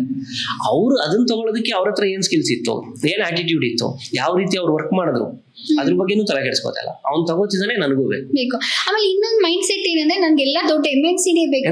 Nobody is targeting this mid scale level industries. ಯಾರು ನೋಡ್ತಾನೆ ಇಲ್ಲ, ನನ್ಗೆ MNCನೇ ಬೇಕು, ನನ್ಗೆ ಇಷ್ಟೇ ಬೇಕು, ಇಷ್ಟೇ ಲಕ್ಸುರಿ ಬೇಕು, ಇಷ್ಟೇ ಬೆನಿಫಿಟ್ಸ್ ಬೇಕು, ಮನೆಗೆ ಕಾರ್ ಕಳಿಸ್ಬೇಕು, and I need a big building, IT tech companies ನಲ್ಲೇ ವರ್ಕ್ ಮಾಡ್ಬೇಕು ಅನ್ನೋ ಮೈಂಡ್ ಸೆಟ್ ಇವಾಗ ಅಲ್ವಾ. But there are lot of opportunities in this small scale industry which I think the visibility is very less for them ಅಲ್ವಾ. ಇಲ್ಲಿ ಒಂದು ಉದಾಹರಣೆ ಹೇಳ್ತೀನಿ. If you want to stay for join in MNC, ನಾನು ಇನ್ನ simple ಆಗಿ ಹೇಳ್ಬೇಕು ಅಂದ್ರೆ, ನಿಮ್ಮ ಕೆರಿಯರ್ನ ನೀವು ಸ್ಪಾಯ್ಲ್ ಮಾಡ್ಕೊಬೇಕು ಅಂತಂದ್ರೆ starting as A fresher MNC join ಆಗಿ. ಯಾಕಂದ್ರೆ ಆಲ್ಮೋಸ್ಟ್ ನನಗೆ ಒಂದು ಅಡ್ವರ್ಟೈಸ್ಮೆಂಟ್ ರನ್ ಮಾಡ್ತೀವಿ ನಾವು, ನಮ್ಗೆ ಹೈರಿಂಗ್ ಇದಿದೆ ಅಂತ, more than 200+ ರೆಸ್ಯೂಮ್ಸ್ ಬರುತ್ತೆ ಒಂದು ಜಾಬ್ ವೇಕೆನ್ಸಿಗೆ ವಿತ್ ಇನ್ ಎ ಡೇ. ಅದ್ರಲ್ಲಿ 1-2 ವರ್ಷ ಎಕ್ಸ್ಪೀರಿಯನ್ಸ್ ಇರೋರು ಬರ್ತಾರೆ. ಅವರೆಲ್ಲ they started their career from big MNC, ದೊಡ್ಡ ದೊಡ್ಡ ಮಲ್ಟಿನ್ಯಾಷನಲ್ ಕಂಪ್ನಿನಲ್ಲಿ ಸ್ಟಾರ್ಟ್ ಮಾಡಿರ್ತಾರೆ. They don't even know ABCD of the core branch ಇದ್ರ ಬಗ್ಗೆ. ಸೊ ಯಾಕೆ ಅಂತಂದ್ರೆ ಒಂದು ಉದಾಹರಣೆ ಹೇಳ್ತೀನಿ. ನೀವು MNC ವರ್ಕ್ ಮಾಡ್ತಿದ್ದೀರಾ ಅಂತ ಅಂದ್ರೆ your knowledge is very limited ಅಂತ ಹೇಳ್ಬೋದು. ಅರ್ಥ ಆಗೋ ರೀತಿ ಹೇಳ್ತೀನಿ. ಒಂದು ಎಕ್ಸಾಂಪಲ್ ಐತೆ. ಒಂದು ಕಾರ್ ಮ್ಯಾನುಫ್ಯಾಕ್ಚರಿಂಗ್ ಕಂಪ್ನಿ ಹೋದ್ರಿ, ಸರಿನಾ? ಸೊ ಕಾರ್ ಮ್ಯಾನುಫ್ಯಾಕ್ಚರಿಂಗ್ ಕಂಪ್ನಿನಲ್ಲಿ ಒಬ್ಬ ಇಂಜಿನಿಯರ್ ಅಂತ ಜಾಯ್ನ್ ಆದ್ರಿ ಅಂತ. ಸೊ ಒಂದು ಕಂಪ್ನಿನಲ್ಲಿ ಪರ್ ಡೇ ಮಿನಿಮಮ್ 400 to 500 ಕಾರ್ನ ಪ್ರೊಡ್ಯೂಸ್ ಮಾಡ್ತಾರೆ ಎವ್ರಿ ಡೇ. ಅಥವಾ ಒಂದು ಶಿಫ್ಟ್ ಅಲ್ಲಿ 400 ಇಂದ 500 ಕಾರ್ನ ಪ್ರೊಡ್ಯೂಸ್ ಮಾಡ್ತಾರೆ. ಸೊ ಈಗ ನೀವು ಒಂದು ಇಂಜಿನಿಯರ್ ಹೋದ್ರಿ, ಒಂದು ಅಸೆಂಬ್ಲಿ ಲೈನ್ ಸೇರ್ಕೊಂಡ್ರಿ. So throughout the day, throughout the year you are working in particular department. Example, ಒಂದು ಆಟೋಮೊಬೈಲ್ ಅಂದ್ರೆ ಕಾರ್ ಮ್ಯಾನುಫ್ಯಾಕ್ಚರಿಂಗ್ ಕಂಪ್ನಿ ಅಂದ್ರೆ ಒಂದ್ ಕಡೆ ಸ್ಟೇರಿಂಗ್ ಅಸೆಂಬ್ಲಿ ಮಾಡ್ತಾರೆ, ಒಂದ್ ಕಡೆ ಟೈರ್ ಅಸೆಂಬ್ಲಿ ಮಾಡ್ತಾರೆ, ಒಂದ್ ಕಡೆ ಸೀಟ್ ಇರುತ್ತೆ, ಒಂದ್ ಕಡೆ ಎಲೆಕ್ಟ್ರಿಕ್, ಒಂದ್ ಕಡೆ ಸ್ಪೀಕರ್, ಈ ರೀತಿ ಡಿಫ್ರೆಂಟ್ ಪಾರ್ಟ್ಸ್ ಅನ್ನ ಅಸೆಂಬ್ಲಿ ಮಾಡ್ತಾರೆ. ಸೊ ನೀವು ಹೋಗಿ ಜಾಯ್ನ್ ಆದ್ರೆ ಒಂದು ಪರ್ಟಿಕ್ಯುಲರ್ ಒಂದು ಡೊಮೈನ್ ಅಲ್ಲಿ ಅಥವಾ ಒಂದು ಪರ್ಟಿಕ್ಯುಲರ್ ಡಿಪಾರ್ಟ್ಮೆಂಟ್ ಅಲ್ಲಿ ವರ್ಕ್ ಮಾಡ್ತೀರಾ. ಸ್ಟೇರಿಂಗ್ ಅಸೆಂಬ್ಲಿ ಅಂದ್ರೆ ಒಂದು ದಿನಕ್ಕೆ 400 ಕಾರನ್ನ ಅಸೆಂಬ್ಲಿ ಮಾಡಿ ಆಚೆ ಬಿಡಬೇಕು. ಸ್ಟೇರಿಂಗ್ ಇಂದ ಆಚೆ ಪಕ್ಕದಲ್ಲಿ ಹೋದ್ರೆ ಸ್ಟೇರಿಂಗ್ ಇಂದ ಆಚೆ ಪಕ್ಕದಲ್ಲಿ ಸೀಟ್ ಅಸೆಂಬ್ಲಿ ಹೇಗೆ ಮಾಡಬೇಕು ಅನ್ನೋದು ಕೂಡ ನೋಡೋದಕ್ಕೆ ನಿಮ್ಗೆ ಟೈಮ್ ಇರೋದಿಲ್ಲ. ಅಂದ್ರೆ ನಿಮ್ ನಾಲೆಡ್ಜ್ ಕಂಪ್ಲೀಟ್ ಆಗಿ ಒಂದು ಸ್ಟೇರಿಂಗ್ ಅಥವಾ ಒಂದು ಪರ್ಟಿಕ್ಯುಲರ್ ಪಾರ್ಟ್ ಮೇಲೆ ಗೊತ್ತಿರುತ್ತೆ ಹೊರತು ಕಂಪ್ಲೀಟ್ ಕಾರನ್ನ ಹೇಗೆ ಮ್ಯಾನುಫ್ಯಾಕ್ಚರ್ ಮಾಡಬೇಕು ಅಂತ ಗೊತ್ತಿರೋದಿಲ್ಲ. So this is what we call MNC. ಅದೇ ನೀವು ಸ್ಮಾಲ್ ಸ್ಕೇಲ್ ಇಂಡಸ್ಟ್ರಿಗೆ ಬಂದ್ರೆ ಏನಾಗುತ್ತೆ, ದರ್ಸ್ ಎ ಹ್ಯೂಜ್ ಆಪರ್ಚುನಿಟಿ. ನೀವು ಬರೀ ಪ್ರೊಡಕ್ಷನ್ ಮೇಲೆ ವರ್ಕ್ ಮಾಡಬೇಕು ಅಂತ ಏನಿಲ್ಲ. ಡಿಸೈನ್ ಮೇಲೆ ವರ್ಕ್ ಮಾಡ್ಬೋದು, ಪ್ರೊಡಕ್ಷನ್ ಮೇಲೆ ವರ್ಕ್ ಮಾಡ್ಬೋದು, R&D ಮೇಲೆ, ಪ್ರಾಡಕ್ಟ್ ಡೆವಲಪ್ಮೆಂಟ್ ಅಂದ್ರೆ ಏನು, ಸೇಲ್ಸ್ ಅಂದ್ರೆ ಏನು, ಮಾರ್ಕೆಟಿಂಗ್ ಅಂದ್ರೆ ಏನು, ಇಷ್ಟು ನಾಲೆಡ್ಜ್ ನಿಮ್ಗೆ ಸಿಗ್ತಾ ಹೋಗುತ್ತೆ. ಬಿಕಾಸ್ ತುಂಬಾ ಕಡಿಮೆ ಜನ ಇರೋದ್ರಿಂದ ನೀವು ಅಲ್ಲಿ ಜಾಯ್ನ್ ಆದ್ರೆ ಎಲ್ಲಾ ಫೀಲ್ಡ್ ಅಲ್ಲೂ ಇನ್ವಾಲ್ವ್ ಆಗ್ಲೇಬೇಕಾಗತ್ತೆ. ಅಲ್ಲಿ ಏನಾಗುತ್ತೆ, ನೀವು ವರ್ಕ್ ಮಾಡ್ತೀರಾ, ಪ್ರತಿಯೊಂದು ಫೀಲ್ಡ್ ಅಲ್ಲೂ ವರ್ಕ್ ಮಾಡ್ತೀರಾ. ವರ್ಕ್ ಮಾಡಿದ್ಮೇಲೆ ನಿಮಗೆ ಗೊತ್ತಾಗುತ್ತೆ ನಾನು ಯಾವ್ದ್ರಲ್ಲಿ ಗುಡ್ ಇದ್ದೀನಿ ಅಂತ, ಅಥವಾ what is my true passion. ಎಷ್ಟೋ ಜನ ಕಂಪ್ಯೂಟರ್ ಮುಂದೆ ಕುತ್ಕೊಳ್ಳೋಕೆ ಇಷ್ಟ ಇರೋದಿಲ್ಲ. ಹೊರಗಡೆ ಹೋಗಿ R&D ಮಾಡಬೇಕು ಅಥವಾ ಇನ್ನೊಂದೇನೋ ಕೆಲಸ ಮಾಡಬೇಕು, ಅಲ್ಲಿ ಪ್ಯಾಷನ್ ಇರುತ್ತೆ. ಸಂಬಡಿ ಟೋಲ್ಡ್ ಅಲ್ಲೇನೋ ಚೆನ್ನಾಗಿದೆ ಅಂತ ಬಂದಿರ್ತಾರೆ ಹೊರತು ನಿಮ್ ಪ್ಯಾಷನ್ ಯಾವಾಗ ಗೊತ್ತಾಗುತ್ತೆ, ವೆನ್ ಯು ಡೂ ಇಟ್ ಅಲ್ಲ. ಸೊ ನೀವು ಮಾಡಿ ಎಕ್ಸ್ಪೀರಿಯನ್ಸ್ ಮಾಡಿದಾಗ ಹೌದು ನಾನು ಇದನ್ನ ಎಂಜಾಯ್ ಮಾಡ್ತಾ ಇದ್ದೀನಿ, ಇದನ್ನ ಮಾಡ್ತಾ ಇದ್ರೆ ನನಗೆ ಟೈಮ್ ಹೋಗಿದ್ದೆ ಗೊತ್ತಾಗ್ತಿಲ್ಲ. So and I have very good skills in improving this. ಇದು ಗೊತ್ತಾದಾಗ ನಿಮಗೆ ಪ್ಯಾಷನ್ ಏನು ಅಂತ ಗೊತ್ತಾಗುತ್ತೆ. ಆ ಫೀಲ್ಡ್ ನ ನೀವು ಕೆರಿಯರ್ ಆಗಿ ಚೂಸ್ ಮಾಡ್ಕೊಳ್ಳೋದ್ರಿಂದ ಆಟೋಮೆಟಿಕಲಿ ನಿಮ್ ಗ್ರೋತ್ ಚೆನ್ನಾಗಿರುತ್ತೆ. ಇಲ್ಲಾಂದ್ರೆ ಏನಾಗುತ್ತೆ, ಮಂಡೇ ಬಂದ್ರೆ ಅಯ್ಯೋ ಮಂಡೇ ಬಂತಲ್ಲ ಅಂತ ಕೆಲ್ಸಕ್ಕೆ ಹೋಗ್ತೀರಾ, ಸಂಡೇ ಆದ್ರೆ ಅಯ್ಯೋ ಇಷ್ಟು ಬೇಗ ಸಂಡೇ ಆಗೋಯ್ತಲ್ಲ ಅನ್ನೋ ಬೇಜಾರಲ್ಲೇ ಜೀವನ ಪೂರ್ತಿ ಕಳಿಬೇಕಾಗುತ್ತೆ. ಸೊ ಹಾಗಾಗಿ ಫ್ರೆಶರ್ಸ್ ಫಸ್ಟ್ ನೀವು ಸ್ಮಾಲ್ ಸ್ಕೇಲ್ ಇಂಡಸ್ಟ್ರಿ ಜಾಯ್ನ್ ಆಗಿ, even if you startup company ನೀವು ಕಂಪ್ಯೂಟರ್ ಸೈನ್ಸ್ ಮಾಡ್ಕೊಂಡ್ ಬಂದ್ರಿ ಅಂದ್ರು ಸ್ಟಾರ್ಟ್ಅಪ್ ಅಲ್ಲಿ ಜಾಯ್ನ್ ಆಗಿ. ಯಾಕೆಂದ್ರೆ ಅಲ್ಲಿ ಬರೀ ನೀವು ಪ್ರಾಡಕ್ಟ್ ಡೆವಲಪ್ಮೆಂಟ್ ಅಥವಾ ಕೋಡರ್ ಆಗಿ ವರ್ಕ್ ಮಾಡಲ್ಲ. ಸೊ ಕಸ್ಟಮರ್ ಇಂದ ರಿಕ್ವೈರ್ಮೆಂಟ್ ತಗೋತೀರಾ, ಈ ಪ್ರಾಡಕ್ಟ್ ಏನು, ಎಂಡ್ ಯೂಸರ್ ಯಾರು, ಏನಕ್ಕೆ ಇದನ್ನ ಮಾಡ್ತಾ ಇದೀವಿ, ಏನ್ ಪ್ರಾಬ್ಲಮ್ ಸಾಲ್ವ್ ಮಾಡ್ತಿದೀವಿ ನಾವು ಇದರಲ್ಲಿ, so what is the purpose of this business, ಇದೆಲ್ಲದನ್ನು ತಿಳ್ಕೊಂಡಾಗ ನಿಮ್ಮ ಒಂದು ನಾಲೆಡ್ಜ್ ಅಥವಾ ನಿಮ್ಮ ಒಂದು ಸ್ಕಿಲ್ಸ್ ಅಲ್ಲಿ ನೀವು ಇನ್ಪುಟ್ ಕೊಡ್ತಾ ಹೋಗ್ತೀರಾ. So when you know the purpose of the business, so you can give input. ಇಲ್ಲಾಂದ್ರೆ ಏನಾಗುತ್ತೆ, ಅವ್ರು ಏನೋ ಒಂದು ಹೇಳಿದ್ದಾರೆ ಅದನ್ನ ಮಾಡೋದಷ್ಟೇ ನಿಮ್ ಕೆಲಸ. ಅಂದ್ರೆ they have set some standard operating procedures, you just have to follow standard operating procedure. ಇನ್ನೂ ಸಿಂಪಲ್ ಆಗಿ ಹೇಳ್ತೀನಿ, ಒಂದು ಮಂಗ ಬಂದು ಅಲ್ಲಿ ಏನ್ ಕೊಟ್ಟಿದ್ದಾರೆ ಅದನ್ನ ಮಾಡೋದ್ರಿಂದ he can become an expert ಇನ್ ಅಷ್ಟೇ. ನಾನು ತಲೆ ಉಪಯೋಗಿಸೋ ಆಪರ್ಚುನಿಟಿನೇ ಇರೋದಿಲ್ಲ, ಎಲ್ಲಾ ತಲೆ ಉಪಯೋಗಿಸ್ಬಿಟ್ಟು ಅಲ್ಲಿ ರೆಡಿ ಮಾಡಿ ಇಟ್ಟಿರ್ತಾರೆ. ಸೊ ಅಲ್ಲಿ ನೀವು ಬಂದು ಏನು ಮಾಡೋದಕ್ಕಾಗೋದಿಲ್ಲ. ಸೊ ಹಾಗಾಗಿ MNC ನಲ್ಲಿ ನೀವು ಕೆರಿಯರ್ ಸ್ಟಾರ್ಟ್ ಮಾಡೋದ್ರಿಂದ ದಿಸ್ ದ ಬಿಗ್ಗೆಸ್ಟ್ ಅಡೆತಡೆ ಅಂತ ಹೇಳಿದ್ರು ತಪ್ಪಾಗಲ್ಲ ನಿಮ್ಮ ಕೆರಿಯರ್ಗೆ. ಕರೆಕ್ಟ್, ಇಟ್ಸ್ ಸೋ ಟ್ರೂ ಅಲ್ವಾ? ಯಾಕೆಂದ್ರೆ ಈಗ one part of the position ಮಾತ್ರ ನಾವು ಮಾಡೋ ಬದಲು ಕಂಪ್ಲೀಟ್ ಲೈಫ್ ಸೈಕಲ್ ನ ನಾವು ಕಲ್ತ್ಕೊಂತು ಅಂದ್ರೆ I think that is the reason we don't have many entrepreneurs today. ಖಂಡಿತವಾಗ್ಲು. ಯಾಕೆಂದ್ರೆ ಅವ್ರಿಗೆ ಫುಲ್ ಎಕ್ಸ್ಪೋಜರ್ ಇಲ್ಲ, ಒಂದ್ರಲ್ಲಿ ಮಾತ್ರ ಕಲ್ತಿರ್ತಾರೆ, they are expert only in that. So that is ಅವ್ರು ಏನ್ ಮಾಡ್ತಾರೆ, okay I don't want to take risk, ನನಗೆ ಸಂಬಳ ಬರ್ತಿದ್ಯಾ, ನಾನು ಇಷ್ಟು ಕೆಲಸ ಮಾಡ್ಕೊಂಡು ಹೋಗ್ತಿದ್ದೀನ ಸಾಕು ನನಗೆ, I don't want to get into the next level. ಈಗ ಪ್ಯಾಷನ್ ಇರೋರೇ ನೀವು ಹೇಳ್ದಂಗೆ ಸ್ಮಾಲ್ ಸ್ಕೇಲ್ ಇಂಡಸ್ಟ್ರಿಯಲ್ಲಿ ಮಾಡಿ ಪ್ಯಾಷನ್ ಇರೋರೇನೆ ಫುಲ್ ಲೈಫ್ ಸೈಕಲ್ ಕಲ್ತ್ಕೊಳ್ತಾರೆ. And only those people will actually say okay ನಾನು ರಿಸ್ಕ್ ತಗೋಬೇಕು, ನಂದೇ ಓನ್ ಪ್ರಾಡಕ್ಟ್ ಮಾಡಬೇಕು, ನಾನು ನಂದೇ ಐಡೆಂಟಿಟಿ ಬೇಕು ಅಂತ ಹೇಳಿ they will move in to entrepreneurship. ಕರೆಕ್ಟಾ? ಕೆಲವರು ಅರ್ಧಂಬರ್ಧ ಕಲ್ತ್ಕೊಂಡು ಆಂಟ್ರಪ್ರಿನರ್ಶಿಪ್ ಮಾಡ್ತೀನಿ, ಅಯ್ಯೋ ಐ ಆಮ್ ಎಕ್ಸ್ಪರ್ಟ್ ಅಂತ ಅಲ್ಲಿ ಕಾಲ್ ಇಳಿದ ಮೇಲೇನೆ ಅವ್ರಿಗೆ ಗೊತ್ತಾಗುತ್ತೆ okay fine I am not expert in all those, and again they will start blaming ಅಯ್ಯೋ ಬಿಸ್ನೆಸ್ ನಮ್ಗೆ ಆಗಲ್ಲಪ್ಪ. Okay, so how do you, because you are known as advocate for entrepreneurs, ಈ ತರ ಎಕ್ಸಾಂಪಲ್ಸ್ ಬೇಜಾನ್ ಬಂದಿದ್ಯಾ? ಓಕೆ ನಾನು business start ಮಾಡಿದೆ, ಅಯ್ಯೋ ನನ್ನ ಕೈಲಿ ಆಗ್ತಿಲ್ಲ, ಏನ್ ಮಾಡೋದು ಇವಾಗ ಅಂತ ಅಂದ್ಬಿಟ್ಟು.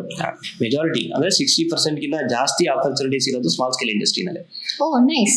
ಅಂಡ್ ಇದಿದೆ, ಗೂಗಲ್ ಮಾಡಿದ್ರೆ ಗೊತ್ತಾಗುತ್ತೆ. ಸೊ ಅಂಡ್ ಇನ್ನೊಂದು ಏನು ಅಂತಂದ್ರೆ ಗ್ರೋತ್ ಆಪರ್ಚುನಿಟೀಸ್ ಇರೋದು ಕೂಡ ಸ್ಮಾಲ್ ಸ್ಕೇಲ್ ಇಂಡಸ್ಟ್ರಿನಲ್ಲಿ ಹೊರತು MNC ನಲ್ಲಿ ಇಲ್ಲ. ಯಾಕೆ ಅಂತ ಹೇಳ್ತೀನಿ ಕೇಳಿ. ಸೊ ನೀವು ವರ್ಕ್ ಮಾಡ್ತಾ ಇದ್ದೀರಾ, ಯಾರು ಟಾಪ್ ಪರ್ಫಾರ್ಮರ್ ಇನ್ MNC ಅಂತ ಅನ್ಕೊಂಡು, your immediate boss is a manager, ಹೌದಾ? ಸೊ ಅವ್ರಿಗಿರೋ ಅಥಾರಿಟಿ ಏನು, ನೀವು ತುಂಬಾ ಚೆನ್ನಾಗಿ ಪರ್ಫಾರ್ಮ್ ಮಾಡಿದೀರಾ ಅಂದ್ರೆ 10/10 ಕೊಡ್ತಾರೆ, ಅಪ್ರೈಸಲ್ ಬರೀತಾರೆ. ಸೊ 10/10 ತಗೊಂಡ್ರು ನಿಮಗೆ 10%, 20% ಇನ್ಕ್ರಿಮೆಂಟ್ ಇರುತ್ತೆ. But in small scale, if you are work for a Toyota say for example, or if you are working for Infosys ಅನ್ಕೊಳ್ಳಿ, ನಾರಾಯಣ ಮೂರ್ತಿಗಾಗ್ಲಿ ಅಥವಾ ಟೊಯೋಟಾ ಓನರ್ಗಾಗ್ಲಿ ನೀವು ಯಾರು, ನೀವೇನು ಅನ್ನೋದೇ ಗೊತ್ತಿರೋದಿಲ್ಲ. It's just your manager. ಅವನಿಗೆ ಕೊಟ್ಟಿರೋ ಅಥಾರಿಟಿನಲ್ಲಿ 10-20% ಅಷ್ಟೇ ಜಾಸ್ತಿ ಮಾಡ್ತಾರೆ. But if you are working for a small scale industry, that immediate boss is a business owner. ಅವ್ನಿಗೆ ಗೊತ್ತಿರುತ್ತೆ ನೀವು ಏನ್ ಇನ್ಪುಟ್ ಕೊಡ್ತಾ ಇದ್ದೀರಾ, ಏನ್ ಕಾಂಟ್ರಿಬ್ಯೂಷನ್ ಮಾಡ್ತಾ ಇದ್ದೀರಾ, ನಿಮ್ಮ ಪರ್ಫಾರ್ಮೆನ್ಸ್ ಹೇಗಿದೆ. ಸೊ ನೀವು ಹೊರಗಡೆ ಹೋಗಿ ಕೆಲಸ ಬಿಡ್ತೀನಿ ಅಂದಾಗ ನಿಮ್ಮ ವ್ಯಾಲ್ಯೂ ಅವನಿಗೆ ನಿಜವಾಗ್ಲೂ ಗೊತ್ತಿರುತ್ತೆ. 20,000 ಇರೋದು 50,000 ಮಾಡ್ತಾರೆ, 50,000 ಇರೋದು 1,00,000 ಮಾಡ್ತಾರೆ. So because he is an authoritative person ಅಲ್ಲ, ಅವನಿಗೆ ಗೊತ್ತಿರುತ್ತೆ ನಿಮ್ ವ್ಯಾಲ್ಯೂ. ಸೊ ಪರ್ಫಾರ್ಮೆನ್ಸ್ ನೀವು ಚೆನ್ನಾಗಿ ಮಾಡ್ತೀರಾ, ನಿಮ್ಮಲ್ಲಿ ನಿಜವಾಗ್ಲೂ ಸ್ಕಿಲ್ಸ್ ಇದೆ ಅಂತ ಅಂದ್ರೆ MNC ಗಿನ್ನ 10 ಪಟ್ಟು ಗ್ರೋತ್ ಸ್ಮಾಲ್ ಸ್ಕೇಲ್ ಇಂಡಸ್ಟ್ರಿನಲ್ಲಿ ಇದೆ. ನಾನು ಹೇಳಿದೆ ನೋಡಿ, ಮತ್ತೆ connect with solve problem, create value, produce. Small scale industry join ಆಗಿ ಅಲ್ಲಿ ಏನೇನು ಪ್ರಾಬ್ಲಮ್ ಇದೆ ಅದನ್ನ ಸಾಲ್ವ್ ಮಾಡಿ, ಆಟೋಮೆಟಿಕಲಿ ಕಲಿಯೋದು ತುಂಬಾ ಇರುತ್ತೆ. ಒಂದು ಐ ಲೈಕ್ ದ ಪಾಯಿಂಟ್ ನೀವು ಹೇಳಿದ್ದು, ಪ್ರಮೋಷನ್ ಸಿಗ್ಬೇಕು ಅಂತಂದ್ರು, ಈಗ ನನ್ನ ಟೀಮ್ ಅಲ್ಲಿ ಎಕ್ಸಾಂಪಲ್ 10 ಜನ ಇರ್ತೀವಿ, ಆ 10 ಜನಕ್ಕೆ ಒಂದೇ ಮ್ಯಾನೇಜರ್, ಕರೆಕ್ಟಾ? 10 ಜನದಲ್ಲಿ ಯಾರಿಗಿಂತ ಪ್ರಮೋಷನ್ ಕೊಡೋದು, ಅವ್ರ ಪೊಸಿಷನ್ ನೆಕ್ಸ್ಟ್ ಇವಾಗ ಸೀನಿಯರ್ ಎಕ್ಸಿಕ್ಯೂಟಿವ್, ಅದಾದ್ಮೇಲೆ ಮ್ಯಾನೇಜರ್, ಅದಾದ್ಮೇಲೆ ಸೀನಿಯರ್ ಮ್ಯಾನೇಜರ್ ಆ ನೆಕ್ಸ್ಟ್ ಲೆವೆಲ್ ಹೋಗೋವರೆಗೂ ಇಲ್ಲಿ ಮ್ಯಾನೇಜರ್ ಪ್ರಮೋಷನ್ ಸಿಗಲ್ಲ. ಮ್ಯಾನೇಜರ್ ನೆಕ್ಸ್ಟ್ ಲೆವೆಲ್ ಹೋಗೋವರೆಗೂ ಎಕ್ಸಿಕ್ಯೂಟಿವ್ಸ್ಗೆ ಪ್ರಮೋಷನ್ ಸಿಗಲ್ಲ. So it will take at least around 2 to 3 years ಅವ್ರಿಗೆ. ಅಲ್ಲಿ ಇಲ್ಲಿ ಯಾವ್ದಾನ ಒಂದು ರೆಸಿಗ್ನೇಷನ್ ಆಯ್ತು ಅಂದ್ರೆ ಇವ್ರನ್ನ ಪೊಸಿಷನ್ ಹಾಕ್ತಾರೆ. ಅವ್ರು ಯಾರಾದ್ರೂ ಕಂಫರ್ಟ್ ಝೋನ್ ಅಲ್ಲಿ ಸೇರ್ಕೊಂಡ್ಬಿಟ್ಟಿದ್ರೆ ಆ ಪೊಸಿಷನ್ ಅಲ್ಲಿ, ಓಕೆ ನನಗೆ ಪ್ರಮೋಷನ್ ಬೇಡ, ತಿಂಗಳ ನನಗೆ ಸಂಬಳ ಬರ್ತಿದ್ಯಾ, ನನ್ನ ಕೆಲಸ ಆರಾಮಾಗಿದೆ, ಈ ಜನ ರಿಪೋರ್ಟ್ ಆಗ್ತಿದಾರ, ಆರಾಮ್ ನನ್ಗೆ ಅಲ್ವಾ? ದೆನ್ ಗ್ರೋತ್ ಪರ್ಸ್ಪೆಕ್ಟಿವ್ ಇರೋದಿಲ್ಲ. ಅವಾಗ that is when attrition will start. ನನಗೆ ಗ್ರೋತ್ ಇಲ್ಲ, ಓಕೆ ಫೈನ್, ನಾನು ಬೇರೆ ಕಂಪನಿಗೆ ಸೇರ್ಕೋತೀನಿ. Again that becomes a challenge if they have to move in there, because ಯಾಕೆ ಇಲ್ಲಿ ಒಂದೇ ಕಡೆ ತರ ಮಾಡಿರ್ತಾರೆ. ಒಂದು ಎನ್ವೈರನ್ಮೆಂಟ್ ಗೆ they would have already got adapted to that. Next environment ಗೆ ಹೋಗ್ಬೇಕಾದ್ರೆ they will start facing challenges. That is when people will say ನನಗೆ ವರ್ಕ್ ಲೈಫ್ ಬ್ಯಾಲೆನ್ಸ್ ಇಲ್ಲ, ಆಫೀಸ್ಗೆ ಹೋಗ್ರೆ ತುಂಬಾ ಸ್ಟ್ರೆಸ್. ಯಾಕೆ ನಿನ್ ಕೆಲಸನೇ ಗೊತ್ತಿಲ್ಲ, ನಿನಗೆ ಇಷ್ಟವಾಗಿರೋ ಕೆಲಸ ನಾವ್ ಯಾವಾಗ ಮಾಡ್ತೀವೋ ಅವಾಗಲೇ ವಿಲ್ ಸೇ ಓಕೆ ನಮಗೆಲ್ಲ ಆರಾಮ್, ರೈಟ್ ಅಲ್ವಾ? ಸೊ ಲೈಕ್ ನೀವು ಸೀನ್ ಲಾಟ್ ಆಫ್ ಫೇಲಿಯರ್ಸ್ ಮತ್ತೆ people who come to you like ನಂಗೆ ಇದು ಮಾಡಕ್ ಆಗ್ತಿಲ್ಲ ಅಂತ ಅಂದ್ಬಿಟ್ಟು. But I have heard a lot of story about you. You were a failure first. Okay, see ಯಾವಾಗ್ಲೂ ಏನ್ ಹೇಳ್ತಾರೆ ಅಂದ್ರೆ ನಮಗ್ ಸಪೋರ್ಟ್, ಬ್ಯಾಕ್ ಎಂಡ್ ಸಪೋರ್ಟ್ ಯಾವಾಗ್ಲೂ ನಮ್ ತಂದೆ ತಾಯಿ. ಅವರೇ ಹೋಪ್ಸ್ ಕಳ್ಕೊಂಡ್ಬಿಟ್ರೆ ಮುಂದೆ ಮಕ್ಳು ಹೇಗೆ? ಅಯ್ಯೋ ಇವ್ರಿಗೆ ನಾನು ಏನ್ ಮಾಡಿದ್ರು ಸರಿ ಅನ್ಸ್ತಿಲ್ಲ, ನನ್ನ ಕೈನಲ್ಲಿ ಯಾಕೇನು ಆಗದೇ ಇಲ್ವಾ? I know you went through one of the situation like that. So when you had to set back in one of the education, 10th ಅಲ್ಲ 12th ಅಲ್ಲಿ ಅನ್ಸುತ್ತೆ, PU ನಲ್ಲಿ. So your dad was not too happy. ಅಯ್ಯೋ ಇನ್ನೇ ಮುಂದಕ್ಕೆ ಒಂದು ಜೀವನ ಹೇಗೆ ಅಂತ, ಎಸ್ಪೆಷಲಿ ಗಂಡ್ಮಕ್ಳಿಗೆ ಅದರ ಇದ್ದಾಗ ತುಂಬಾ ಯೋಚನೆ ಮಾಡ್ತಾರೆ. How did you take that step forward? ಇಲ್ಲ, ನಮ್ಮ ತಂದೆ ತುಂಬಾ ಹೋಪ್ ಇಟ್ಕೊಂಡಿದ್ರು ನನ್ನ ಮೇಲೆ. ಸೊ ತುಂಬಾ ಚೆನ್ನಾಗಿ ಓದ್ತಾನೆ ಮಗ, ಇದು ಮಾಡ್ತಾನೆ. PUC ನಲ್ಲಿ ಫೇಲ್ ಆಗ್ಬಿಟ್ಟೆ. ನಾಟ್ ಬಿಕಾಸ್ ನನಗೇನು ಗೊತ್ತಿಲ್ಲ ಅಥವಾ ಬುದ್ಧಿವಂತ ಅಲ್ಲ ಅಂತಲ್ಲ. ಸೊ ಫ್ರೆಂಡ್ ಸರ್ಕಲ್ ಜಾಸ್ತಿ ಇತ್ತು, ಓದೋದ್ರ ಕಡೆ ಗಮನ ಕಡಿಮೆ ಆಗಿ ಆ ಕಡೆ ಇದು ಮಾಡ್ಕೊಂಡು ಇದಾಯ್ತು. ಸೊ ಫೇಲ್ ಆಯ್ತು. ಅಪ್ಪಂಗೆ ಹೋಗಿ ಹೇಳಿದಾಗ ಅವ್ರು ಬೈಲೂ ಇಲ್ಲ ಒಂದು ಮಾತು, ಹೌದಾ ಇಷ್ಟೇ. ಅಂದ್ರೆ ಅವತ್ತಿಗೆ ಅವ್ರಿಗೆ ತುಂಬಾ ಬೇಜಾರಾಯ್ತು, ಬಟ್ ಹೇಳ್ಕೊಳ್ಳಿಲ್ಲ, ಸರಿ ಅಂದ್ರು. ಬಟ್ ಅವತ್ತು ಅವ್ರು ಏನ್ ಅನ್ಕೊಂಡ್ರು, ಇವ್ನು ಉಪಯೋಗಕ್ಕಿಲ್ಲ, ಇನ್ ಓದೋದ್ರಲ್ಲಿ ಅರ್ಥನೇ ಇಲ್ಲ ಅಂದ್ಬಿಟ್ಟು ಸುಮ್ಮನಾಗ್ಬಿಟ್ರು. ಆಮೇಲೆ ಇನ್ ಓದೋದೇ ಬೇಡ ಅಂತ ಅಂದ್ಬಿಟ್ರು. ಇದೇ ಮಿಸ್ಟೇಕ್ ಕೆಲವ್ರು ಪೇರೆಂಟ್ಸ್ ಮಾಡೋದು. ಯಾಕೆಂದ್ರೆ ಓಕೆ ಇವ್ನ ಕೈಲಿ ಆಗ್ತಿಲ್ಲ, ಬೇಡ ಹಂಗಾರೆ ಇವ್ನು ಬೇರೆ ಎಲ್ಲ ಕೆಲ್ಸಕ್ಕೆ ಹಾಕ್ಬಿಡೋಣ. ಇಲ್ಲ ಅಂದ್ರೆ ಹೆಣ್ಮಕ್ಳು ಆಯ್ತು ಅಂದ್ರೆ ಓಕೆ ಫೈನ್, ಇನ್ನೊಂದ್ 2 ವರ್ಷ ಮನೇಲಿ ಇಟ್ಕೊಳ್ಳೋಣ, ಅಡ್ಗೆ ಕೆಲಸ ಹೇಳ್ಕೊಡು, ಮದುವೆ ಮಾಡಿ ಕಳ್ಸಿಬಿಡೋಣ. ಐ ಥಿಂಕ್ ಸಮ್ವೇರ್ ಆ ಪೇರೆಂಟ್ಸ್ ಸ್ಟಾಪ್ ಹಾಕೊಂಡ್ಬಿಡ್ತಾರೆ ಅವ್ರೇ ಅಂತ ಅನ್ಸುತ್ತಾ? ಹೌದು, ಯಾಕಂದ್ರೆ ಅವ್ರು ಏನ್ ಮಾಡ್ತಾರೆ, ಕಾನ್ಸ್ಟೆಂಟ್ಲಿ ಕಂಪೇರ್ ಮಾಡ್ತಿರ್ತಾರೆ. ಫೇಲ್ಯೂರ್ ಅಂದ್ರೆ ಇನ್ನ ಲೈಫೇ ಇಲ್ಲ ಅನ್ನುವಂಥದ್ದು ಮಕ್ಳಿಗೆ ಎಲ್ಲಿಂದ ಬರುತ್ತೆ, ಸರೌಂಡಿಂಗ್ಸ್ ಎಲ್ಲ ಯಾವ ರೀತಿ ಟ್ರೀಟ್ ಮಾಡ್ತಾರೆ ಅವ್ರನ್ನ ಅನ್ನೋದ್ರ ಮೇಲೂ ಬರ್ತಾ ಹೋಗುತ್ತೆ. ಸೊ ಹಾಗಾಗಿ ಅದನ್ನ ಮೊದಲು ಬಿಡ್ಬೇಕಾಗುತ್ತೆ. ಫೇಲ್ಯೂರ್ ಅಂದ್ರೆ 1 ವರ್ಷ ಫೇಲ್ ಆಯ್ತು ಅಷ್ಟೇ. ಸೊ ಅದ್ ಬಿಟ್ರೆ ಬೇರೆ ಇನ್ನೇನಿಲ್ಲ. ನಾನು ಅಷ್ಟೇ ಫೇಲ್ ಆಯ್ತು, ಅದಾದ್ಮೇಲೆ ಇಮಿಡಿಯೇಟ್ ನನಗೆ ಗೊತ್ತಾಯ್ತು ಇನ್ 1 ವರ್ಷ ನಾನು ಖಾಲಿ ಕೂತ್ಕೋಬೇಕಾ. ಸೊ ನಾನು ಸಡನ್ ಆಗಿ ಏನ್ ಮಾಡಿದೆ, ನನ್ನ ರಿಲೇಟಿವ್ಸ್ ಹತ್ರ ಹೋದೆ, ಒಂದಷ್ಟು ದುಡ್ಡು ಇಸ್ಕೊಂಡೆ. ಸೊ ಡಿಪ್ಲೊಮಾ ಜಾಯ್ನ್ ಆದೆ. ಸೊ PUC ಸೈನ್ಸ್ ತಗೊಂಡಿದ್ದೆ. ಮತ್ತೆ ಅಟೆಂಪ್ಟ್ ಮಾಡಿ ಬರೀಬೇಕು ಅಂದ್ರೆ 2-3 ತಿಂಗಳು ಮೇಲ್ ಆಗ್ತಿತ್ತು. ಅವಾಗ ಮತ್ತೆ ಇಮಿಡಿಯೇಟ್ ಆಗಿ ಇಂಜಿನಿಯರಿಂಗ್ ಜಾಯ್ನ್ ಆಗಲ್ಲ. ಸೊ ಖಾಲಿ ಕೂತ್ಕೊಳ್ಳೋದಕ್ಕಿಂತ ಬೆಟರ್ ಐ ಜಾಯಿನ್ ಡಿಪ್ಲೊಮಾ. ಪಕ್ಕದಲ್ಲಿ ಇನ್ನೊಬ್ರು, ನಮ್ಮನೆ ಪಕ್ಕ ಅವರು ಡಿಪ್ಲೊಮಾ ಹೋಗ್ತಿದ್ರು, ಅವರು ಕೂಡ PUC ಮಾಡಿ ಡಿಪ್ಲೊಮಾನೇ ಮಾಡಿದ್ರು. ಇಲ್ಲ ಡಿಪ್ಲೊಮಾ ಮಾಡು ಚೆನ್ನಾಗಿರುತ್ತೆ ಅಂತ. ಸೊ ಅಲ್ಲಿ ಡಿಪ್ಲೊಮಾ ಜಾಯ್ನ್ ಆದೆ. ಸೊ ಇದೆಲ್ಲ 8 ತಿಂದ ಮೇಲೆ ಡಿಪ್ಲೊಮಾದಲ್ಲಿ I was one of the topper. Out of 200 people ಅಲ್ಲಿ ಓನ್ಲಿ 3 ಜನ ಮಾತ್ರ ಸೊ Okay. ಅಲ್ಲಿ ಬಳ್ಳಾರಿನಲ್ಲಿ ಜಿಂದಾಲ್ ಅಂತ ಇದೆ, JSW ಸ್ಟೀಲ್ಸ್ ಅಂತ ಇದೆ, ಅಲ್ಲಿ ಸೆಲೆಕ್ಟ್ ಆದ್ವಿ. That's ಆ right. ಟೈಮಲ್ಲಿ ಡಿಪ್ಲೊಮಾ ಮಾಡಿದವ್ರಿಗೆ ನಾರ್ಮಲಿ 5,000-6,000 ಸ್ಯಾಲ್ರಿ ಬ್ಯಾಂಗ್ಳೂರಲ್ಲಿ. We got around 11,000 salary. 5 ಅಂಕಿ ಸಂಬಳಪ್ಪ ನೀನು, ತುಂಬಾ ಲಕ್ಕಿ. ಆ ಲೆವೆಲ್ ಅಲ್ಲಿ ನಮ್ಗೆ ಅಲ್ಲಿ ಇದಾಯ್ತು. ಅದೇ ಔಟ್ ಆಫ್ 203 ಪೀಪಲ್ ನಮ್ಮ ಕಾಲೇಜಲ್ಲಿ ಒಳ್ಳೆ ರೆಕಗ್ನಿಷನ್ ಸಿಕ್ತು.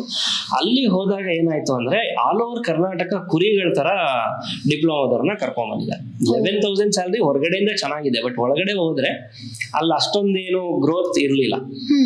ಸೊ ಫೈನ್, ತೊಂದರೆ ಇಲ್ಲ, ನಮಗೂ ಆಗ್ತಾನೆ ಹೊಸ್ತಲ್ಲ. ವರ್ಕ್ ಮಾಡ್ತಾ ಇದ್ವಿ, 2-3 ವರ್ಷ ವರ್ಕ್ ಮಾಡಿದ್ವಿ. ವರ್ಕ್ ಮಾಡಿದ್ಮೇಲೆ ಗೊತ್ತಾಗಿದ್ದೇನು ಅಂತಂದ್ರೆ ನನಗೆ ಮ್ಯಾನೇಜ್ಮೆಂಟ್ ಸ್ಕಿಲ್ ಗೊತ್ತಿಲ್ಲ. ಹೇಗೆ ಬಾಸ್ ಮ್ಯಾನೇಜ್ಮೆಂಟ್ ಅಂತಾರಲ್ಲ, ಹೇಗೆ ಅಲ್ಲಿ ಫೇಲ್ ಆದೆ. ಮತ್ತೆ if you respect me I will respect you, ಆ ಒಂದು ಆಟಿಟ್ಯೂಡ್ ನನಗಿತ್ತು. ಸೊ ಅಲ್ಲಿ ಆಫೀಸ್ ಪಾಲಿಟಿಕ್ಸ್ ಎಲ್ಲ ನಿಮ್ಗೆ ಗೊತ್ತಿರುತ್ತೆ. ಸೊ ನಂದು ಇನ್ನೊಂದು ಏನಂತ ಅಂದ್ರೆ, ಈಗ ಬೇರೆಯವ್ರು 1 hour ಕೆಲಸ ಮಾಡಿದ್ರೆ ನಾನು 50 minutes ಅಲ್ಲಿ ಮುಗಿಸ್ಬಿಡ್ತಿದ್ದೆ, ಇನ್ನು 10 ನಿಮಿಷ ನಾನು ಆರಾಮಾಗಿರ್ತಿದ್ದೆ. ಸೊ ಎವ್ರಿ ಟೈಮ್ ನನ್ನ ಮ್ಯಾನೇಜರ್ ಬಂದಾಗ ನಾನು ಆರಾಮಾಗಿರೋದು ನೋಡ್ತಿದ್ರು, ಇವ್ನು ಕೆಲಸ ಮಾಡಲ್ಲ. ಸೊ ನನ್ಗೇನು, ನೀನ್ ಏನ್ ಟಾಸ್ಕ್ ಕೊಟ್ಟಿದ್ದೀನಿ ನಾನು ಮುಗಿಸಿದ್ದೀನಿ, ನಿನ್ ಪಕ್ಕದವ್ನಿಗೆ ಹೆಲ್ಪ್ ಮಾಡ್ಬೋದಲ್ಲ, ನೀನ್ ಅವನಿಗೂ ಸಂಬಳ ಕೊಡ್ತೀಯಲ್ಲ. So this was my attitude. So ಆಗಿನ just 21-22 years old, management skills ಗೊತ್ತಿಲ್ಲ. ಸೊ ಅಲ್ಲಿ ಫೇಲ್ ಆದೆ. ಅದಾದ್ಮೇಲೆ ಅದಕ್ಕಿಂತ ಮುಂಚೆ ಇನ್ನೊಂದು ಕಂಪ್ನಿ, ಟಾಟಾ ಆಟೋ ಕಂಪೋನೆಂಟ್ಸ್ ಅಂತ ಬ್ಯಾಂಗ್ಳೂರಲ್ಲಿ, they are into interior parts manufacture for Toyota company. ಅಲ್ಲೂ ಸೇಮ್ ಪ್ರಾಬ್ಲಮ್. ಸೊ ಬೇರೆಯವ್ರು ಮಾಡೋ ಕೆಲಸ 10 ನಿಮಿಷ ಮುಂಚೆ ಮಾಡ್ತಿದ್ದೆ. ನನಗೆ ಮ್ಯಾನೇಜ್ಮೆಂಟ್ ಅನ್ನೋದು ಗೊತ್ತಿಲ್ಲದೆ ಇರೋ ಕಾರಣ ತುಂಬಾ ಹಾರ್ಶ್ ಆಗಿದೆ. ಅವ್ನ ಬಾಸ್, ಅವ್ನ ದೊಡ್ಡವನು, ಇದೆಲ್ಲ ಇಲ್ವೇ ಇಲ್ಲ ನಮ್ಗೆ. ಬೈದ್ರೆ ನಾನು ಬೈತೀನಿ. ಸೊ ಜಿಂದಲ್ ಅಲ್ಲಿ 3 ವರ್ಷ ವರ್ಕ್ ಮಾಡಿದ್ಮೇಲೆ ಅಲ್ಲೇ ಟ್ರೈ ಮಾಡಿದ್ವಿ. ಅಟ್ಲೀಸ್ಟ್ ಇಂಜಿನಿಯರಿಂಗ್ ಮಾಡಿದ್ರೆ we would have get some ಒಂದು ಒಳ್ಳೆ ಪೊಸಿಷನ್ ಸಿಗುತ್ತೆ ಅನ್ಕೊಂಡು ಅಲ್ಲಿ ಟ್ರೈ ಮಾಡಿದ್ವಿ, ಅಲ್ಲಿ ಸಿಗ್ಲಿಲ್ಲ. ಸೊ ಆಮೇಲೆ ಬಿಟ್ಟು ಬಂದ್ಬಿಟ್ಟೆ ನಾನು. ಸೊ ಡಿಪ್ಲೊಮಾ ಅಲ್ಲಿ ಕೆಲಸ ಬಿಟ್ಟು ಬಂದು ಇಮಿಡಿಯೇಟ್ ಆಗಿ ಇಂಜಿನಿಯರಿಂಗ್ ಜಾಯ್ನ್ ಆಗಿ ಶ್ರವಣಬೆಳಗೊಳದಲ್ಲಿ ನಾನು ಇಂಜಿನಿಯರಿಂಗ್ ಮಾಡಿದ್ದು. ಡಿಪ್ಲೊಮಾನು ಅಲ್ಲೇ ಮಾಡಿದ್ದೆ. ಸೊ ಅದನ್ನ ಇಂಜಿನಿಯರಿಂಗ್ ಅಲ್ಲೇ ಮಾಡಿದ್ದು. ನನಗೆ ಅಲ್ಲ ಅರ್ಥ ಆಗೋಯ್ತು, ನಾನು ಯಾರ ಕೈ ಕೆಳಗಡೆ ಕೆಲಸ ಮಾಡಿದ್ರು ನನ್ನ ಲೈಫಲ್ಲಂತೂ ಬೆಳವಣಿಗೆ ಇಲ್ಲ. So better I should start my own ಅಂತ. ಇಂಜಿನಿಯರಿಂಗ್ ಮಾಡೋವಾಗ್ಲೇನೆ ಸೊ ಪ್ರಿಪೇರ್ ಆಗ್ತಿದ್ದೆ, ಏನ್ ಮಾಡ್ಬೋದು ಅನ್ನೋದು ಯೋಚನೆ ಮಾಡ್ತಿದ್ವಿ. ಇಮಿಡಿಯೇಟ್ ಆಫ್ಟರ್ ಮೈ ಗ್ರಾಜುಯೇಷನ್ ಒಂದು ಸ್ಮಾಲ್ ಸ್ಕೇಲ್ ಇಂಡಸ್ಟ್ರಿ ಇಲ್ಲ ರಾಜಾಜಿನಗರಲ್ಲಿ ಸೊ ಜಾಯ್ನ್ ಆದೆ. ನಾನು ರೆಸ್ಯೂಮ್ ಕೂಡ ಕ್ರಿಯೇಟ್ ಮಾಡಲಿಲ್ಲ. So one of my friend suggested, ಇಲ್ಲೊಂದು ಆಪರ್ಚುನಿಟಿ ಇದೆ, ತುಂಬಾ ಕಲಿಯೋದಕ್ಕಿದೆ, ಬಾ. ಸ್ಮಾಲ್ ಸ್ಕೇಲ್ ಇಂಡಸ್ಟ್ರಿ ಆಗಿರೋದ್ರಿಂದ ಬಿಸ್ನೆಸ್ ಮಾಡ್ಬೇಕು ಕಲ್ಯಾಣ ಅನ್ಕೊಂಡು ಅಲ್ಲಿ ಬಂದು ಜಾಯ್ನ್ ಆಗಿ. ಸೊ ಸಂವೇರ್ ನಿಮ್ಗೆ ಏನಾದ್ರು ಅನ್ಸ್ತಾ, ಡಿಪ್ಲೊಮಾ ಆದ್ಮೇಲೆ ಆ ಕೆಲ್ಸಕ್ಕೆ ಸೇರ್ಕೊಂಡ್ಮೇಲೆ ಈಗ ನೀವು ಬೇಗ ಮಾಡ್ತಿದ್ರಿ, so that is very good ಆಯ್ತಾ. ಸೊ ನಿಮ್ಮ ವಿಸಿಬಿಲಿಟಿ ಅಲ್ಲಿ ಎಲ್ಲಾದ್ರೂ ಕಡಿಮೆ ಆಯ್ತಾ? Did you rework on something? See like example, ಕೆಲವರು ಹೇಳ್ತಾರೆ ಓಕೆ ಫೈನ್, ನೀನ್ smart worker but also be supportive to the other.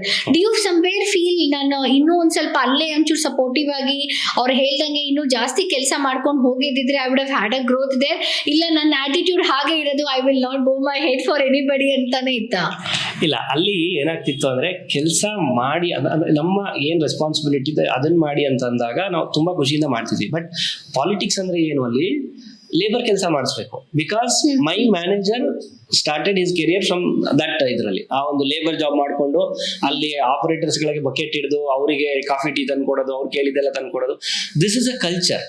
So ಅಲ್ಲಿ ಅದೇ ಕಲ್ಚರಲ್ಲಿ ಅವ್ರು ಬಂದಿದ್ರಿಂದ 1-2-3 years ಆದ್ಮೇಲೆ ಇನ್ನೊಬ್ಬ ಯಾರೋ ಹೊಸ ಮ್ಯಾನೇಜರ್ ಬಂದ್ರು, they expect me to do like this. So ನಾವು ಆತರ ಬೆಳೆದಿಲ್ಲಪ್ಪ. ಬೆಳೆದಿಲ್ಲ ಅನ್ನೋದಕ್ಕಿಂತ ಬಕೆಟ್ ಹಿಡಿದು ನಾನು ಇದು ಮಾಡೋಂಥದ್ದು ಏನಿಲ್ಲ. ನನಗೆ ಏನ್ ಕೆಲಸ ಕೊಟ್ಟಿದ್ದೆ ಅದ್ ಮಾಡು, ಟೀ ತಂದು ಕೊಡೋದು ಕೆಲಸ ಅಲ್ಲ. ಸೊ ದೇರ್ ಪೀಪಲ್ ಅದೇ ಅಲ್ಲಿ ನನಗೆ ಟ್ರಿಗರ್ ಆಯ್ತು ಪಾಲಿಟಿಕ್ಸ್. ಅಂಡ್ ಇನ್ನೊಂದೇನು, ಅವರೇ ಒಂದು ಊರಿಂದ ಬಂದವರು, ಅವ್ರದೇ ಒಂದು ಕಮ್ಯುನಿಟಿಯಿಂದ ಬಂದವ್ರಿಗೆ ಗ್ರೋತ್ ಚೆನ್ನಾಗಿ ಸಿಗ್ತಾ ಇತ್ತು. ಸೊ ಅದು ಒಂದು ಪಾಲಿಟಿಕ್ಸ್ ಇಷ್ಟ ಆಗ್ಲಿಲ್ಲ.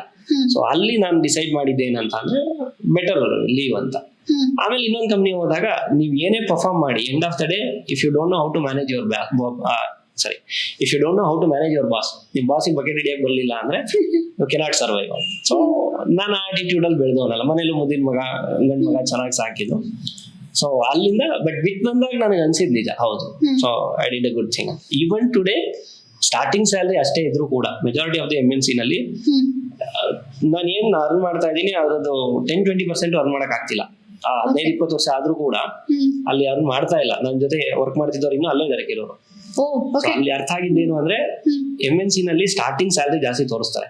5-6 years ಆದ್ಮೇಲೆ 1,000-2,000 ಇವನ್ ನೀವು ನೋಡಿರ್ಬೋದು, ಎಷ್ಟು ದೊಡ್ಡ ದೊಡ್ಡ ಕಂಪ್ನಿನಲ್ಲೂ ಇನ್ಕ್ರಿಮೆಂಟ್ ಎಲ್ಲ 1,000-2,000-3,000 ಅಥವಾ 5%-2% ಈ ರೀತಿ ಇರುತ್ತೆ. ಹಾಗಾಗಿ ಸ್ಮಾಲ್ ಸ್ಕೇಲ್ ಇಂಡಸ್ಟ್ರಿನಲ್ಲಿ ಇಟ್ಸ್ ಅ ಡಿಫ್ರೆಂಟ್ ಬಾಲ್ಗೆ. ಅಲ್ಲಿ ಪರ್ಫಾರ್ಮ್ ಎಷ್ಟು ಮಾಡ್ತೀರಾ ಅನ್ನೋದ್ರ ಮೇಲೆ ಎಷ್ಟು ಬೆಳಿತೀರಾ ಅನ್ನೋದು ನಿರ್ಧಾರ. ನನ್ನ ಡಿಸಿಷನ್ ಸರಿನೇ ಇತ್ತು. Even today I don't regret. ಅಥವಾ ಸುಮ್ನೆ ನಾನು ಹೇಳ್ಬೇಕು ಅಂತ ಹೇಳ್ತಿಲ್ಲ, ವಾಟ್ ಎವರ್ ದ ಡಿಸಿಷನ್ಸ್ ಆ ಟೈಮಲ್ಲಿ ನಾನು ತಗೊಂಡಿದ್ದು ಆ ಟೈಮಲ್ಲಿ ತಪ್ಪು ಅನ್ಸಿದ್ರು ಇವತ್ತು ಹಿಂದೆ ತಿರುಗಿ ನೋಡಿದಾಗ yes it's a good decision ಅಂತ ಹೇಳ್ಬೋದು. ತಪ್ಪಾಗುತ್ತೆ. One thing with the history what I have heard, failure ಆಯಿತು, ಕಂಪ್ನಿಲಿ ಕೆಲಸ ಮಾಡಿದ್ರಿ, ಅದಾದಮೇಲೆ ಓಕೆ ಇದೆಲ್ಲ this is not my calling ಅಂತ ಹೇಳಿ you started off something of your own. I have always heard you ಆಫನ್ಲಿ saying solve problems, create values and then produce results. What does these three principles change in your life basically? Okay ನೀವು ಮನಿ earn ಮಾಡಬೇಕು ಅಂತಂದರೆ, ಅಥವಾ ನೀವು ಕೆರಿಯರಲ್ಲಿ ಅಥವಾ ಲೈಫಲ್ಲಿ settle ಆಗಬೇಕು ಅಂತಂದರೆ, these 3 things are very important. ಒಂದು, ಪ್ರಾಬ್ಲಮ್ ಸಾಲ್ವ್ ಮಾಡಿ ಯಾವ್ದಾದ್ರು ಲೈಫಲ್ಲಿ, whether it's a job or it's a business, ಎರಡಕ್ಕೂ ಅಪ್ಲೈ ಆಗುತ್ತೆ. ಪ್ರಾಬ್ಲಮ್ ಸಾಲ್ವ್ ಮಾಡಿ. ಸೊ ಎಕ್ಸಾಂಪಲ್ ಹೇಳ್ತೀನಿ, ಈಗ ನಿಮಗೆ ಹುಷಾರಿಲ್ಲ, ತಲೆನೋವು ಬಂತು, ಡಾಕ್ಟರ್ ಹತ್ರಕ್ಕೆ ಹೋಗ್ತೀರಾ. ಸೊ ಟ್ರೀಟ್ಮೆಂಟ್ ಕೊಟ್ಟರು, 500 rupees ಪೇ ಮಾಡಿ, 500,000 ಕನ್ಸಲ್ಟೇಷನ್ ಪೇ ಮಾಡ್ತೀವಿ. Irrespective of the time he invest. 5 ನಿಮಿಷಕ್ಕೆ ನೋಡ್ತಾರೆ, ಬಿಡ್ತಾರೆ, but you will pay 1,000 rupees. ಸರಿನಾ? ಬಿಗ್ಗರ್ ಪ್ರಾಬ್ಲಮ್, ಹಾರ್ಟ್ ಪ್ರಾಬ್ಲಮ್ ಬಂತು, ಹಾರ್ಟ್ ಸ್ಪೆಷಲಿಸ್ಟ್ ಹತ್ರಕ್ಕೆ ಹೋದ್ರಿ, 1/2 hour 1 hour ಆಪ್ರೇಷನ್ ಮಾಡ್ತಾರೆ ಅಂತ ಅಂದ್ಕೊಳ್ಳಿ. So you will charge you even lakhs ಅಲ್ಲ. ಸೊ ಎಷ್ಟು ದೊಡ್ಡ ಪ್ರಾಬ್ಲಮ್ ಸಾಲ್ವ್ ಮಾಡ್ತೀರಾ ಅನ್ನೋದ್ರ ಮೇಲೆ ಎಷ್ಟು ಜಾಸ್ತಿ ದುಡ್ಡನ್ನು ಅರ್ನ್ ಮಾಡ್ತೀರಾ ಅನ್ನೋದು ಡಿಪೆಂಡ್ ಆಗುತ್ತೆ. ಸೊ ಬಿಸ್ನೆಸ್ಸಲ್ಲಿ ಆಗಿರ್ಬೋದು ಅಥವಾ ಜಾಬಲ್ಲಿ ಆಗಿರ್ಬೋದು. ಜಾಬಲ್ಲಿದ್ದರೆ ನಿಮ್ಮ ಕಂಪ್ನಿನಲ್ಲಿ ಏನೆಲ್ಲ ಪ್ರಾಬ್ಲಮ್ಸ್ ಇದೆ ಅದನ್ನು ಹೇಗೆ ಸಾಲ್ವ್ ಮಾಡ್ತೀರಾ, ನಿಮ್ಮ ಕಾಂಟ್ರಿಬ್ಯೂಷನ್ ಏನಿರುತ್ತೆ ಆ ಪ್ರಾಬ್ಲಮ್ ಸಾಲ್ವ್ ಮಾಡೋದಕ್ಕೆ. So that's makes A huge difference. ಅಥವಾ ಬಿಸ್ನೆಸ್ಸಲ್ಲಾದರೂ ಅಷ್ಟೇ, ಕಸ್ಟಮರ್ಸ್ ಏನೇನೆಲ್ಲ ಪ್ರಾಬ್ಲಮ್ ಫೇಸ್ ಮಾಡ್ತಿದ್ದಾರೆ, ಅವ್ರ ಪ್ರಾಬ್ಲಮ್ನ ಹೇಗೆ ಸಾಲ್ವ್ ಮಾಡ್ತೀರಾ ನಿಮ್ಮ ಪ್ರಾಡಕ್ಟ್ ಅಥವಾ ಸರ್ವಿಸ್ ಮೂಲಕ. How you solve the problem, ಇದು ಎಷ್ಟು ದೊಡ್ಡದಾಗಿ ನೀವು ವರ್ಕ್ ಮಾಡ್ತೀರಾ ಅಥವಾ ಎಷ್ಟು ಚೆನ್ನಾಗಿ ಸಾಲ್ವ್ ಮಾಡ್ತೀರಾ, ಜಿನಿಯನಾಗಿ ಸಾಲ್ವ್ ಮಾಡ್ತೀರಾ ಅನ್ನೋದ್ರ ಮೇಲೆ ರಿಸಲ್ಟು ಅಥವಾ ಮನಿ ನಿಮ್ಮನ್ನು ಫಾಲೋ ಮಾಡುತ್ತೆ. ನೆಕ್ಸ್ಟ್, ವ್ಯಾಲ್ಯೂ ಕ್ರಿಯೇಷನ್ ಅಂತ ಬಂದಾಗ, ಸೊ ಕ್ರಿಯೇಟ್ ವ್ಯಾಲ್ಯೂ ಅಂತ ಹೇಳಿದೆ. ಇಲ್ಲಿ ನಿಮಗೆ ಎಕ್ಸಾಂಪಲ್ ಹೇಳ್ತೀನಿ, 10 ರೂಪಾಯಿ ಕಾಫಿ ಕುಡಿಯೋರು ಇರ್ತಾರೆ, 100 ರೂಪಾಯಿಗೂ ಕಾಫಿ ಕುಡಿತಾರೆ ಕೆಫೆ ಕಾಫಿ ಡೇನಲ್ಲಿ, 500 ರೂಪಾಯಿ ಕೊಟ್ಟು ಸ್ಟಾರ್ಬಕ್ಸಲ್ಲಿ ಕುಡಿತಾರೆ. ಕಾಫಿ ಕ್ವಾಲಿಟಿ ಚೆನ್ನಾಗಿಲ್ಲ ಅಂತಲ್ಲ, 10 ರೂಪಾಯಿ ಕಾಫಿನಲ್ಲಿ ಜಸ್ಟ್ ಕಾಫಿ ಸಿಗುತ್ತೆ. ನೀವು CCD ಹೋದರೆ ಅಲ್ಲಿ ಆಂಬಿಯನ್ಸೇ ಬೇರೆ ಇರುತ್ತೆ, ಅಲ್ಲಿ ನೀವು ಮೀಟಿಂಗ್ ಮಾಡ್ಬೋದು, ಟೈಮ್ ಪಾಸ್ ಮಾಡ್ಬೋದು ಅಥವಾ ಗೇಮ್ಸ್ ಆಡ್ಬೋದು. ಈವನ್ ಸ್ಟಾರ್ಬಕ್ಸ್ಗೆ ಹೋದಾಗ ಬಿಸ್ನೆಸ್ ಮನ್ಗಳು ಬರ್ತಾರೆ, ಬಿಸ್ನೆಸ್ ಮೀಟಿಂಗ್ಸ್ಗಳು ನಡೆಯುತ್ತೆ. ಅಂದರೆ ಎಷ್ಟು ವ್ಯಾಲ್ಯೂ ಅಡಿಷನ್ ಕೊಡ್ತೀರಾ. ಅಥವಾ ಒಂದು ಕಾರೇ ಎಕ್ಸಾಂಪಲ್ ತೊಗೊಳ್ಳಿ, ನೀವು ಮಾರುತಿ ಕಾರ್ 10 ಲಕ್ಷ ರೂಪಾಯಿಗೂ ಬರುತ್ತೆ, ನೀವು ಟ್ರಾವೆಲ್ ಮಾಡ್ಬೋದು ಒಂದು ಕಡೆಯಿಂದ ಇನ್ನೊಂದು ಕಡೆ. ಅಥವಾ ನೆಕ್ಸ್ಟ್ ಲೆವೆಲ್ ಬರುತ್ತೆ, ಸ್ಕೋಡಾ, ಹುಂಡೈ ಮತ್ತೊಂದೆಲ್ಲ 20-30 ಲಕ್ಷಕ್ಕೂ ಬರುತ್ತೆ. ಸೊ ಅವ್ರದ್ದು ಒಂದು ಫೀಚರ್ಸ್ ಇರುತ್ತೆ. ಅಥವಾ ವೋಲ್ವೋ ಕಾರ್ ತೊಗೊಳ್ಳಿ, 1 ಕೋಟಿ ರೂಪಾಯಿ ಕೊಟ್ಟು ತೊಗೋತಾರೆ, ಯಾಕೆಂದರೆ I need A safest car. ಅಥವಾ ಏನೇ ಆಕ್ಸಿಡೆಂಟ್ ಆದರೂ ಮತ್ತೊಂದಾದರೂ ಬದುಕೋ ಚಾನ್ಸಸ್ ಜಾಸ್ತಿ ಇರುತ್ತೆ. ಅಂದರೆ ವ್ಯಾಲ್ಯೂ ಅಡಿಷನ್, ನಿಮ್ಮ ಲೈಫಿಗೆ ಎಷ್ಟು ವ್ಯಾಲ್ಯೂ ಅಡಿಷನ್ ಇದೆ ಅಥವಾ ನಿಮ್ಮ ಒಂದು ಸೇಫ್ಟಿಗೆ ಎಷ್ಟು ವ್ಯಾಲ್ಯೂ ಅಡಿಷನ್ ಇದೆ ಅನ್ನೋದ್ರ ಮೇಲೆ ದುಡ್ಡು ಜಾಸ್ತಿ ಸಿಗ್ತಾ ಹೋಗುತ್ತೆ. ಸೊ ವ್ಯಾಲ್ಯೂ ಅಡಿಷನ್ ಕೊಡ್ತಾ ಹೋಗಬೇಕಾಗತ್ತೆ. ಇನ್ನೊಂದು, ರಿಸಲ್ಟ್ ಪ್ರೊಡ್ಯೂಸ್ ಮಾಡಬೇಕು ಅಂತ. ನೀವು ಕಂಪ್ನಿನಲ್ಲೇ ಇರಿ ಅಥವಾ ಬಿಸ್ನೆಸ್ಸಲ್ಲೇ ಇರಿ, ಏನು ರಿಸಲ್ಟ್ ಪ್ರೊಡ್ಯೂಸ್ ಮಾಡ್ತೀರಾ. ನಾನು ಬಿಸ್ನೆಸ್ಸಿಗೆ ಕನೆಕ್ಟ್ ಮಾಡ್ತೀನಿ ಇದನ್ನು. ನೀವು ಯಾರೋ ಒಬ್ಬರು ಬಿಸ್ನೆಸ್ ಮಾಡ್ತಿರ್ತಾರೆ ಅನ್ಕೊಂಡು, ಸೊ ನೀವು ಹೋಗಿ ಅವ್ರಿಗೆ ಹೆಲ್ಪ್ ಮಾಡಬೇಕು. ಫಾರ್ ಎಕ್ಸಾಂಪಲ್, ಯಾರೋ ಒಬ್ಬರು ತಿಂಗಳಿಗೆ 1 ಲಕ್ಷ ಅರ್ನ್ ಮಾಡ್ತಿದ್ದಾರೆ ಅಂತ ಅಂದ್ಕೊಳ್ಳಿ, ಬಿಸ್ನೆಸ್ ಮ್ಯಾನ್. ನೀವು ಹೋಗ್ತೀರಾ, 10 ಲಕ್ಷ ಅರ್ನ್ ಮಾಡೋ ರೀತಿ ಮಾಡ್ತೀರಾ. ಅವ್ರ ಅಕೌಂಟಿಗೆ 10 ಲಕ್ಷ ದುಡ್ಡು ಬಂದ ಮೇಲೆ ನಿಮಗೆ 2-3 ಲಕ್ಷ ಕೊಡ್ತಾರಾ, ಕೊಡಲ್ವಾ? ಕೊಡ್ತಾರೆ, ಆರಾಮ್ಸೆ, ಆಬ್ವಿಯಸ್ಲಿ ಕೊಡ್ತಾರಲ್ಲ. So this is what we call produce results ಅಂತ. ಓಕೆ, ಅವ್ರಿಗೆ ರಿಸಲ್ಟ್ ಪ್ರೊಡ್ಯೂಸ್ ಮಾಡಿ, ಆಟೋಮ್ಯಾಟಿಕ್ಕಾಗಿ ನಿಮ್ಮ ಪೇಮೆಂಟು ಜಾಸ್ತಿ ಆಗುತ್ತೆ. ಇದು ಮೂರನ್ನೂ ನೀವು ಮಾಡ್ದೇ, ನಾನು ವರ್ಕ್ ಮಾಡ್ತಾ ಇದ್ದೀನಿ, ನಾನು ಟೈಮ್ ಇನ್ವೆಸ್ಟ್ ಮಾಡಿದ್ದೀನಿ, ನನಗೆ ದುಡ್ಡು ಕೊಡು ಅಂತ ಬಂದಾಗ ಏನಾಗುತ್ತೆ, ನಿಮ್ಮ ಟೈಮಿಗೆ ಬೆಲೆ ಇರುತ್ತೆ. ಅವಾಗ ನೀವು you are selling your time. 8 hours ಇರುತ್ತೆ, 10 hours ಇರುತ್ತೆ. ತುಂಬ ದುಡ್ಡು ಬೇಕು ಅಂದರೆ 12 hour ರಾತ್ರಿ ಎಲ್ಲ ಕೆಲಸ ಮಾಡ್ತೀರಾ. But when you go into these 3 category, solve problem, create value, produce result, so ಇಲ್ಲಿ ನಿಮಗೆ ನಿಜವಾಗ್ಲೂ ಗ್ರೋತ್ ಸಿಗುತ್ತೆ and money automatically follows you ಅಂತ ಹೇಳಿದ್ರು ತಪ್ಪಾಗಲ್ಲ. What made you derive these principles in your life? So corona ಟೈಮಲ್ಲಿ ಏನಾಯಿತು ಅಂತಂದರೆ, ತುಂಬ ಜನ ಕೋಚ್ಗಳು, ನಾನು ಅಲ್ಲಿವರೆಗೂ ಫ್ರೀಯಾಗಿ ಕೂತ್ಕೊಂಡೇ ಇರಲಿಲ್ಲ. ವಿ ಸ್ಟಾರ್ಟೆಡ್ ಬಿಸ್ನೆಸ್ ಇನ್ 2014 ಡಿಸೆಂಬರಲ್ಲಿ. ಸೊ ಕರೋನಾ ಟೈಮ್ ಬಂತು, ಹೊರಗಡೆ ಹೋಗೋಂಗಿಲ್ಲ, ಎಲ್ಲ ಇದಾಗಿತ್ತು, ಇಂಟರ್ನೆಟ್ ಇತ್ತು. ಕೂತ್ಕೊಂಡು ನೋಡಿದಾಗ ತುಂಬ ಅಡ್ವರ್ಟೈಸ್ಮೆಂಟ್ಸ್ಗಳು, ಐ ಆಮ್ ಎ ಕೋಚ್, ನಾನು ಇದನ್ನು ಹೇಳ್ಕೊಡ್ತೀನಿ, ಅದನ್ನು ಹೇಳ್ಕೊಡ್ತೀನಿ, ಬೇರೆ ಕೆಲಸ ಇಲ್ಲ. ಸೊ ಅಟೆಂಡ್ ಮಾಡದೇ ಇದ್ದಾಗ ಗೊತ್ತಾಗಿದ್ದು 99% majority of them don't know anything, they simply making money. ಸುಮ್ಮನೆ ಅದು ಇದು ಹೇಳ್ತಿದ್ದಾರೆ, ದುಡ್ಡು ಮಾಡ್ತಿದ್ದಾರೆ. ಅಲ್ಲಿ ಒಂದು ಅರ್ಥ ಆಗಿದೆ ಏನಂತ ಅಂದರೆ, ಸೊ ಯಾಕೆ ನಾವು ಇಷ್ಟೊಂದು ಟ್ಯಾಲೆಂಟ್ ಇದೆ, ಸೊ ಗ್ರೌಂಡ್ಸ್ ಎಕ್ಸ್ಪೀರಿಯನ್ಸ್ ಎಲ್ಲ ಅವರೆಲ್ಲೋ ಅಲ್ಲಿ ಇಲ್ಲಿ ಇಂಟರ್ನೆಟಲ್ಲಿ ನೋಡಿಕೊಂಡು ಇನ್ನೊಂದು ಯಾರೋ ಹತ್ರ ಹೋಗಿ ಅಲ್ಲೇನೋ ಕಲ್ತ್ಕೊಂಡು ಬಂದು ನಾನು ಕೋಚ್ ಅಂದ್ಕೊಂಡು ಬಂದಿರೋರು 5-6 ವರ್ಷದಿಂದ ನಾನು ಮಾಡ್ಕೊಂಡು ಬಂದಿದ್ದೀನಿ. ಇದನ್ನ ಗ್ರೌಂಡ್ ರಿಯಾಲಿಟಿ ಗೊತ್ತಿದೆ, ಸ್ಕ್ರ್ಯಾಚಿಂದ ಸ್ಟಾರ್ಟ್ ಮಾಡಿದ್ದೀವಿ, ನಾವು ಯಾಕೆ ಸ್ಟಾರ್ಟ್ ಮಾಡಬಾರ್ದು ಅಂತ ಹೇಳಿ ಅಲ್ಲಿಂದ ವಿ ಸ್ಟಾರ್ಟೆಡ್ ಟೈಸಿ ಪ್ರೈವೇಟ್ ಲಿಮಿಟೆಡ್ ಅಂತ ಒಂದು ಕಂಪ್ನಿ ಸ್ಟಾರ್ಟ್ ಮಾಡಿದ್ವಿ. ಸೊ ಹೇಗೆ ಜರ್ನಿ ಸ್ಟಾರ್ಟ್ ಆಯಿತು ಅಲ್ಲಿದು ಅಂತಂದರೆ, ನಾನು ರೆಗ್ಯುಲರಾಗಿ ಎಂಜಿನಿಯರಿಂಗ್ ಕಾಲೇಜ್ಗಳು ವಿಸಿಟ್ ಮಾಡ್ತಾಯಿದ್ದೆ. ನಮ್ಮ ಕಂಪ್ನಿಗೆ ಹೈರ್ ಮಾಡ್ಕೊಳ್ಳೋದಕ್ಕೆ ಎಂಜಿನಿಯರ್ಸ್ಗಳು ಬೇಕು ಅಂತ ಟೈಮಲ್ಲಿ. ಇಟ್ಸ್ 2018, 19, 20 ಆ ರೇಂಜಲ್ಲಿ ಮೋರ್ ದ್ಯಾನ್ 120 ಎಂಜಿನಿಯರಿಂಗ್ ಕಾಲೇಜಸ್ಗಳು ಕ್ಲೋಸ್ ಆಯಿತು. ಅಡ್ಮಿಷನ್ಸ್ ಇಲ್ಲ ಅಥವಾ ಎಂಜಿನಿಯರಿಂಗ್ಗೆ ಸ್ಕೋಪ್ ಇಲ್ಲ ಅನ್ನೋ ಕಾರಣಕ್ಕೆ. ನಾನು ರೆಗ್ಯುಲರಾಗಿ ಇದು ಮಾಡ್ತಿದ್ರಿಂದ entrepreneur side of a business, ಅಂದರೆ ಒಬ್ಬ ಆಂಟ್ರಪ್ರಿನರ್ ಆಗಿ ಇವ್ರನ್ನ ಸ್ಟೂಡೆಂಟ್ಸ್ನ ಹೈರ್ ಮಾಡುವಾಗ ಅವ್ರಿಗೆ ಏನೇನೆಲ್ಲ ಸ್ಕಿಲ್ಸ್ ಇಲ್ಲ ಅಥವಾ ಎಲ್ಲಿ ಗ್ಯಾಪ್ ಇದೆ ಅನ್ನೋದೆಲ್ಲ ತುಂಬ ಚೆನ್ನಾಗಿ ಗೊತ್ತಿತ್ತು. ಆ್ಯಂಡ್ ಕಾಲೇಜಲ್ಲೂ ನಾನು ಮಾತಾಡುವಾಗ ಅಥವಾ ಅಲ್ಲಿ ಹೋಗುವಾಗ ಅಲ್ಲಿ ಏನು ಗ್ಯಾಪ್ ಇದೆ ಅನ್ನೋದು ಗೊತ್ತಿತ್ತು. ಇದು I just want to add in one point ಇಲ್ಲಿ.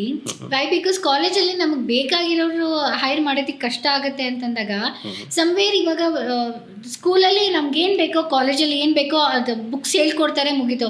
ಬಟ್ ಅದ್ರ ಬಿಟ್ಟು ಬೇರೆ ಇನ್ನೇನೂ ಹೇಳ್ಕೊಡಲ್ಲ. ನಿನ್ನ ಜೀವನ ಹೇಗೆ ಮಾಡಬೇಕು, ನೀನು ಇಂಡಸ್ಟ್ರಿನ ಹೇಗೆ ಫೇಸ್ ಮಾಡಬೇಕು, what industry requires is something that we don't train in any colleges. ಈಗ ಎಕ್ಸಾಂಪಲ್ ನಾವು ಹಿಸ್ಟ್ರಿ ತೊಗೊಂಡು ಅಂದ್ರೆ ಹಳೆಬರು ಏನು ಮಾಡಿದಾರೋ ವಿ ವಿಲ್ ಲರ್ನ್ ದಟ್, ಆಯಿತಾ. ಬಟ್ ಮುಂದಕ್ಕೆ ನಿನಗೆ ಪ್ರಾಬ್ಲಮ್ ಬಂದಾಗ ನೀನು ಏನು ಕ್ರಿಯೇಟ್ ಮಾಡ್ಬೋದು, ಪ್ರಾಬ್ಲಮ್ ಸಾಲ್ವಿಂಗ್ ಮಾಡೋದಕ್ಕೆ ಆ ಟೆಕ್ನಿಕ್ ಇವತ್ತುವರೆಗೂ ಯಾರು ಇನ್ನು they have not set that example in education industry ಅಂತ ಅನ್ಸುತ್ತೆ. That is where we don't have more of entrepreneurs who actually say okay ನಾನು ರಿಸ್ಕ್ ತೊಗೊಂಡು ನನಗೆ ಟ್ಯಾಲೆಂಟ್ ಇದೆ ನಾನು ಬರ್ತೀನಿ ಅಂತ. Am I right or no? ಖಂಡಿತ. ಅಲ್ಲಿ ಏನು ನಿಮ್ಗೆ ಎಜುಕೇಷನ್ ಏನು ಸಿಗ್ತಾ ಇದೆ ಅದು ಯಾವುದಕ್ಕೂ ಯೂಸೇ ಇಲ್ಲ, ಇದು ಎಲ್ರಿಗೂ ಗೊತ್ತಿದೆ. But nobody stepping out to change the system. ಮಾಡೋದಕ್ಕೆ ದೊಡ್ಡವ್ರು ಮಾಡಬೇಕು, ಅಲ್ಲಿ ಆಗ್ತಾ ಇಲ್ಲ, ಅದು ನಮ್ಮ ಕಂಟ್ರೋಲಲ್ಲಿ ಬಿದ್ಬಿಡೋಣ. ಬಟ್ ಪ್ರಾಬ್ಲಮ್ ಎಲ್ಲಿದೆ ಅಂದರೆ ಡಿಗ್ರಿ ಮುಗಿಸ್ಕೊಂಡು ಆಚೆಗೆ ಬರ್ತಾರೆ, ರ್ಯಾಂಕ್ ತೊಗೊಂಡು ಆಚೆಗೆ ಬರ್ತಾರೆ, ಅವ್ರಿಗೆ ಗೊತ್ತೇ ಇಲ್ಲ ಇದರಲ್ಲಿ ಏನು ಯೂಸ್ ಇಲ್ಲ ಅಂತ. ಸೊ ಇಲ್ಲಿ ನಾನು ಹೇಗೆ ಸ್ಟಾರ್ಟ್ ಮಾಡಿದ್ದು ಐ ಸಿ ಪ್ರೈವೇಟ್ ಲಿಮಿಟೆಡ್ ಅಂತ ಬಂದಾಗ ಇಲ್ಲಿ ತುಂಬ ಅಡ್ಮಿಷನ್ನೇ ಆಗ್ತಾ ಇಲ್ಲ. ಅವಾಗ 120 ಕಾಲೇಜಸ್ ಮುಚ್ಚೋಯ್ತು. ಸೊ ನಾನು ಒಂದಷ್ಟು ಕಾಲೇಜ್ ಅಪ್ರೋಚ್ ಮಾಡಿದೆ. ಸೊ ಮೊದಲು ಟ್ರೈನಿಂಗ್ ಕೊಡ್ತೀನಿ, ಒಳ್ಳೆ ಕೆಲಸ ಕೊಡಿಸ್ತೀನಿ ಅಂದರೆ ಅಲ್ಲಿ ಆಪರ್ಚುನಿಟಿ ಸಿಗಲಿಲ್ಲ. ಕಾಲೇಜೇ ಮುಚ್ಚೋಗಿದೆ, ಟ್ರೈನಿಂಗ್ ಏನಕ್ಕೆ ಅನ್ನೋ ಥರ ಇದ್ದರು. So I given an opportunity, admission 100% ತರ್ತೀನಿ. Within 3 to 5 years I make your college number 1 college. ನಿಮ್ಮ ಡಿಸ್ಟಿಕಲ್ಲಿ ಆಗಿರ್ಬೋದು ಅಥವಾ ಕರ್ನಾಟಕದಾಗ ಒಂದು ಆಪರ್ಚುನಿಟಿ ಕೊಡಿ. So I went to many colleges. So ಅಲ್ಲಿ ನನ್ನ ಟರ್ಮ್ಸ್ ಆ್ಯಂಡ್ ಕಂಡೀಷನ್ಸ್ಗೆ ಒಂದು ಕಾಲೇಜ್ ಬಂತು. It's a 20-year-old college. So ಒಂದೇ ವರ್ಷ ನಾವು ವರ್ಕ್ ಮಾಡಿದ್ದು, ಒಳ್ಳೆ ಸ್ಟ್ರಾಟಜಿ ಕ್ರಿಯೇಟ್ ಮಾಡಿದೆ. 1 yearಲ್ಲೇ 200+ ಅಡ್ಮಿಷನ್ಸ್ ಬಂದ ಪ್ರತಿಯೊಬ್ಬರು ಕೂಡ ಟೈಸಿ ಪ್ರೈವೇಟ್ ಲಿಮಿಟೆಡ್ ಕಂಪ್ನಿಯಿಂದ ಬಂದಿದೆ. ಅಂದರೆ ಆ ಹೆಸರು ಹೇಳಿ ಎಂಟರ್ ಆಗಿರೋದು ಉದಾಹರಣೆ ಸಿಕ್ತು. ಅಲ್ಲಿ we got a confidence. So problem solve ಮಾಡಿದ್ರೆ there is a huge scope ಅಂತ. ಸೊ ಆ ಕರೋನಾ ಬಂತು. ಆ ಟೈಮಲ್ಲಿ ಕರೋನಾ ಬಂದಾಗ ಈಗ ಎಷ್ಟೋ ಜನ ಈ ರೀತಿ ಕೋಚಸ್ಗಳು ಬಂದು ಸುಮ್ಮನೆ ಫೇಕ್ ಇದು ಮಾಡ್ಕೊಂಡು ಮಾಡ್ತಿದ್ದಾರಲ್ಲ. ಸೊ ನಾನು ಜಿನ್ಯೂನಾಗಿ ಯಾಕೆ ಮಾಡಬಾರ್ದು ಅಂತ ಹೇಳಿ ವಿ ಸ್ಟಾರ್ಟೆಡ್ ಟೈಸಿ private limited. So there we help people who want to start their own business. ಅಥವಾ ಈಗ ಎಷ್ಟೋ ಜನ ಕೆಲಸ ಕಳ್ಕೊಂಡ್ರು ಕರೋನಾ ಟೈಮಲ್ಲಿ, ಏನು ಮಾಡಬೇಕು ಅಂತಲೇ ಗೊತ್ತಿಲ್ಲ. ಸೊ ಅಂಥವ್ರಿಗೆ ಹೇಗೆ ನೀವು ಇನ್ವೆಸ್ಟ್ಮೆಂಟ್ ಇಲ್ಲದೆ, ರಿಸ್ಕ್ ಇಲ್ಲದೆ ಬಿಸ್ನೆಸ್ ಸ್ಟಾರ್ಟ್ ಮಾಡ್ಬೋದು ಅನ್ನೋದನ್ನು ಟೀಚ್ ಮಾಡ್ತಾ ಬಂದ್ವಿ. ಸೊ ಅಲ್ಲೂ ತುಂಬ ನೀವು ಇವಾಗ ಏನು ಹೇಳ್ತಿರೋದಂದ್ರೆ this company basically focus is saying that okay ನನಗೆ ಇವತ್ತು ಏನೂ ಗೊತ್ತಿಲ್ಲ, I don't know any business, ಯಾವ ನೀಶಲ್ಲಿ ಮಾಡಬೇಕು ನನಗೆ ಗೊತ್ತಿಲ್ಲ. If I come to you then I get a solution. These are all the different niches, these are the industry expertise. So these are the steps that you can help us framework ಹಾಕ್ಕೊಡ್ತೀರಾ, is something like that? Okay, ಖಂಡಿತ. ಟೈಸಿ ಅಂತಂದರೆ the name it cells is, ಟೈಸಿ full form ಹೇಳ್ತೀನಿ, team of industrial experts creating entrepreneurs through education ಅಂತ. So ಆ ನೇಮೇ ಇಟ್ಟಿರೋ ಉದ್ದೇಶನೇ ಅದು. ಇಲ್ಲಿ ಏನು ಮಾಡ್ತೀವಿ ಅಂದರೆ ನಿಮಗೆ ಇನ್ವೆಸ್ಟ್ಮೆಂಟ್ ಇಲ್ಲ ಅಂದರೂ ಪರವಾಗಿಲ್ಲ, ಯಾವ ಫೀಲ್ಡಲ್ಲಿ ಹೋಗಬೇಕು ಅಂತ ಗೊತ್ತಿಲ್ಲ ಅಂದರೂ ಪರವಾಗಿಲ್ಲ, you can start your own business. So ಯಾಕೆ ಹೇಗೆ ಅಂತಂದರೆ ಇವತ್ತು ತುಂಬ ಜನ ಸ್ಮಾಲ್ ಬಿಸ್ನೆಸ್ ಓನರ್ಸ್ ಇದ್ದಾರೆ, they are technically strong, but managerial ಮತ್ತು ಆಂಟ್ರಪ್ರಿನರ್ ಪಾರ್ಟ್ ಆಫ್ ದ ಬಿಸ್ನೆಸ್ಸಲ್ಲಿ ದೇ ನೀಡ್ ಎ ಸಪೋರ್ಟ್. ನಾನು ಇನ್ನೂ ಡೀಟೇಲಾಗಿ ಎಕ್ಸ್ಪ್ಲೈನ್ ಮಾಡ್ತೀನಿ. Technical, managerial, entrepreneur part of the ಒಂದು 3 ಪಾರ್ಟ್ ಬರುತ್ತೆ. If you want to run a business successfully you need to be master in all these 3 aspects of business ಅಂತ. Technically ಅಂದರೆ example ಹೇಳ್ತೀನಿ, ನೀವು ಒಂದು ಹಾಸ್ಪಿಟಲ್ ರನ್ ಮಾಡಬೇಕು ಅಂದ್ಕೊಂಡಿದ್ದೀರಿ. So you know how to treat all the diseases. ಅ ಡಾಕ್ಟರ್ಗೆ ಯಾವುದೇ ಕಾಯಿಲೆ ಬಂದರೂ ನಾನು ಟ್ರೀಟ್ ಮಾಡ್ತೀನಿ, ಅದು ಗೊತ್ತಿದೆ. ಇದು technical part of a business. ಯಾವುದು? ಹಾಸ್ಪಿಟಲ್ ಇಂಡಸ್ಟ್ರಿನಲ್ಲಿ. ಅಥವಾ ಈಗ ನೀವು ಹೋಟೆಲ್ ಇಂಡಸ್ಟ್ರಿನೇ ತೊಗೊಳ್ಳಿ, ಹೇಗೆ ಅಡುಗೆ ಮಾಡಬೇಕು, ಟೇಸ್ಟ್ ಹೇಗಿರಬೇಕು, ತರಕಾರಿ ಎಲ್ಲಿಂದ ತರಬೇಕು, ಎಷ್ಟು ತರಬೇಕು, ಎಷ್ಟು ವೇಸ್ಟ್ ಆಗುತ್ತೆ, ಇದೆಲ್ಲ ಬಂದು technical part of the business, ಅಡುಗೆ. ಸೊ ದ ಕೋರ್ ಆಪರೇಷನ್ ಅಂತ ಕರೀತಲ್ಲ, technical part of the business. ಇದು ತುಂಬ ಸ್ಟ್ರಾಂಗಾಗಿ ಎಲ್ರಿಗೂ ಗೊತ್ತಿದೆ. ಯಾರ್ಯಾರೆಲ್ಲ ಇವತ್ತು small and medium scale business ಮಾಡ್ತಿದ್ದಾರೆ, they are very good at it, because ಆ ಗ್ರೌಂಡಿಂದನೇ ಅವ್ರು ಟೆಕ್ನಿಕಲಲ್ಲಿ ವರ್ಕ್ ಮಾಡಿ ಎಕ್ಸ್ಪೀರಿಯನ್ಸ್ ತೊಗೊಂಡು ಬಿಸ್ನೆಸ್ ಸ್ಟಾರ್ಟ್ ಮಾಡಿದ್ದಾರೆ. ಬಟ್ ಇಲ್ಲಿ ಎಷ್ಟೋ ಜನಕ್ಕೆ, ಮೆಜಾರಿಟಿ ಆಫ್ ದೆಮ್ ಆಂಟ್ರಪ್ರಿನರ್ಸ್ ಯಾರ್ಯಾರಿದಲ್ಲ ಅವ್ರಿಗೆ ಮ್ಯಾನೇಜರಿಯಲ್ ಮತ್ತು ಆಂಟ್ರಪ್ರಿನರ್ ಪಾರ್ಟ್ ಆಫ್ ದ ಬಿಸ್ನೆಸ್ಸಲ್ಲಿ ಸಪೋರ್ಟ್ ಬೇಕಾಗಿದೆ. ಮ್ಯಾನೇಜರಿಯಲ್ ಅಂತ ಅಂದರೆ how to hire a right team, ಯಾರಿಗೆ ಯಾವ್ಯಾವ ರೀತಿ ರೆಸ್ಪಾನ್ಸಿಬಿಲಿಟೀಸ್ ಕೊಡಬೇಕು, ಯಾವ ರೀತಿ ಸಿಸ್ಟಮ್ ಬಿಲ್ಡ್ ಮಾಡಬೇಕು, ಸ್ಟ್ಯಾಂಡರ್ಡ್ ಆಪ್ರೇಟಿಂಗ್ ಪ್ರೊಸೀಜರ್ಸ್ನ ಬಿಲ್ಡ್ ಮಾಡಿ ಆಟೋಮೇಷನ್ ಮೋಡಲ್ಲಿ ಬಿಸ್ನೆಸ್ನ ಓಡಿಸ್ಬೇಕು. ಇಲ್ಲಿ ಯಾರಿಗೂ ಅಷ್ಟೊಂದು ಐಡಿಯಾಸ್ಗಳಿಲ್ಲ, ಯಾಕೆಂದರೆ ಅವ್ರು ಸ್ಟಾರ್ಟಿಂಗಿಂದನೇ ಸ್ಮಾಲ್ ಸ್ಕೇಲ್ ಇಂಡಸ್ಟ್ರಿಯಿಂದ ಜಾಯ್ನ್ ಆದರೂ, ಅಲ್ಲಿ ಎಕ್ಸ್ಪೀರಿಯನ್ಸ್ ತೊಗೊಂಡ್ರು ಬಂದರು. But if you are working in an MNC you know the system. So ಹೇಗೆ ಸಿಸ್ಟಮ್ ಬಿಲ್ಡ್ ಮಾಡಿರ್ತಾರೆ, ಹೇಗೆ ಸ್ಟ್ಯಾಂಡರ್ಡ್ ಆಪ್ರೇಟಿಂಗ್ ಪ್ರೊಸೀಜರ್ಸ್ನ ಕ್ರಿಯೇಟ್ ಮಾಡಿರ್ತಾರೆ. If you R manager you know how to manage people, ಯಾವ ರೀತಿ ಕೆಲಸ ತೆಗೆಸ್ಕೋಬೇಕು. You can contribute to the small scale industry business owners. So ಇಲ್ಲಿ ನೀವು ರೆಡಿಮೇಡ್ ಪಾರ್ಟ್ನರ್ ಆಗಿ ಹೋಗ್ಬೋದು. ಓಕೆ. ಸೊ ಇದು ಸೆಕೆಂಡ್ ಪಾರ್ಟ್, ಏನೋ managerial part of the business. ಇನ್ನೊಂದು entrepreneur part of the business ಅಂತ ಬರುತ್ತೆ. ಇಲ್ಲಿ ಬಂದು ಹೇಗೆ ಬಿಸ್ನೆಸ್ನ ದೊಡ್ಡದಾಗಿ ಬೆಳೆಸಬೇಕು, ಕಾಂಪಿಟೇಷನ್ ಬಂದಾಗ ಯಾವ ರೀತಿ ಸ್ಟ್ರಾಟಜಿ ಕ್ರಿಯೇಟ್ ಮಾಡಬೇಕು, ಹೊಸ ಹೊಸ ಮಾರ್ಕೆಟಿಂಗ್ ಸ್ಟ್ರಾಟಜಿ ಹೇಗೆ ಮಾಡಬೇಕು, ಅಥವಾ ರೆಗ್ಯುಲರಾಗಿ ಅಪ್ಗ್ರೇಡ್ ಆಗೋದು ಹೇಗೆ.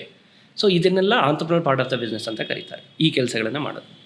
ಸೊ ಇಲ್ಲೂ ಕೂಡ if you are a problem solver, ನಿಮ್ಗೆ ಕ್ರಿಯೇಟಿವಿಟಿ ಇದೆ, ಪ್ರಾಬ್ಲಮ್ ಸಾಲ್ವಿಂಗ್ ಸ್ಕಿಲ್ಸ್ ಇದೆ, ಯೂನಿಕಾಗಿ ಏನಾದರೂ ಹುಟ್ಟಾಗ್ತಾ ಇರ್ತೀರಾ ನಿಮಗೆ ನೀವು, so you can try there. ಇಲ್ಲಿ ನೀವು ಇನ್ವೆಸ್ಟ್ಮೆಂಟ್ ಮಾಡೋ ಅವಶ್ಯಕತೆ ಇಲ್ಲ ಅಥವಾ ರಿಸ್ಕ್ ತೊಗೊಳ್ಳೋ ಅವಶ್ಯಕತೆ ಇಲ್ಲ, ಟೆಕ್ನಿಕಲಿ ಕಲಿಯೋ ಅವಶ್ಯಕತೆ ಇಲ್ಲ. ಟೆಕ್ನಿಕಲಿ ಎಗೇನ್ ನೀವು ಕಲಿಬೇಕು ಅಂದರೆ you need to invest another 3 to 5 years in that particular. ನೀವು ಡಾಕ್ಟರ್ ಆಗಬೇಕು ಅಂದರೆ ಮತ್ತೆ ಓದಬೇಕು. ನೀವು ಹಾಸ್ಪಿಟಲ್ಗೆ ಸಪೋರ್ಟ್ ಮಾಡ್ಬೋದು. You can be a owner of an hospital by just supporting in managerial and entrepreneur part of the business.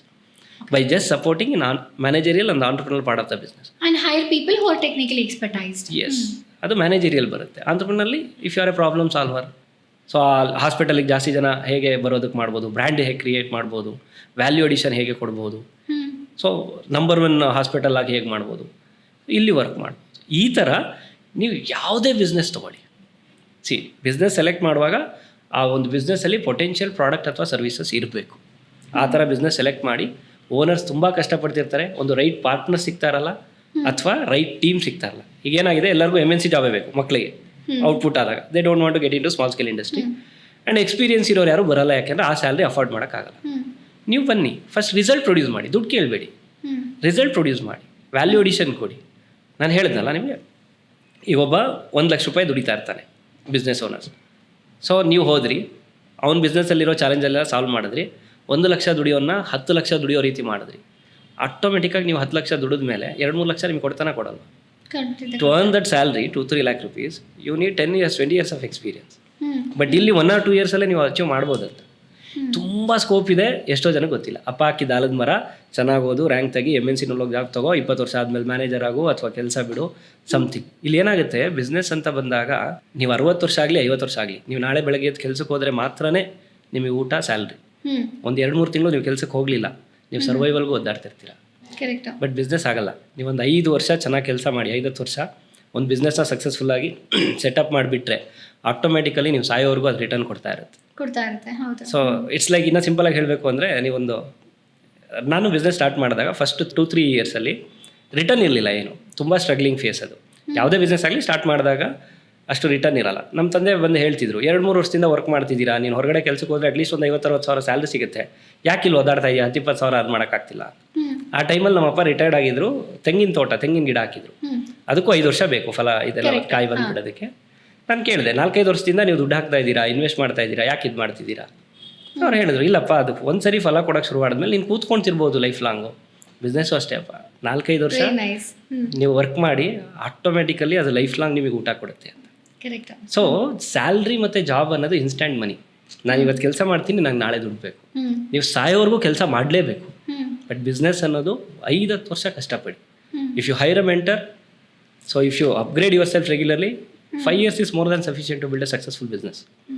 So ಇಲ್ಲಿ work ಮಾಡಬೇಕು. ಬಟ್ ಕೆಲವು ಬಿಸ್ನೆಸ್ ಸ್ಟಾರ್ಟ್ ಮಾಡಬೇಕು ಅಂದಾಗ ಏನು ಮಾಡ್ತಾರೆ, ಓಕೆ ನನಗೊಂದು ಸೆಕೆಂಡ್ ಇನ್ಕಮ್ ಇಟ್ಕೊಳ್ಳಿ, ನಾನು ಕೆಲಸನೂ ಮಾಡ್ತೀನಿ, ಇನ್ನೊಂದು ಸ್ವಲ್ಪ ಇನ್ಕಮ್ ಬರಲಿ ಅಂತ.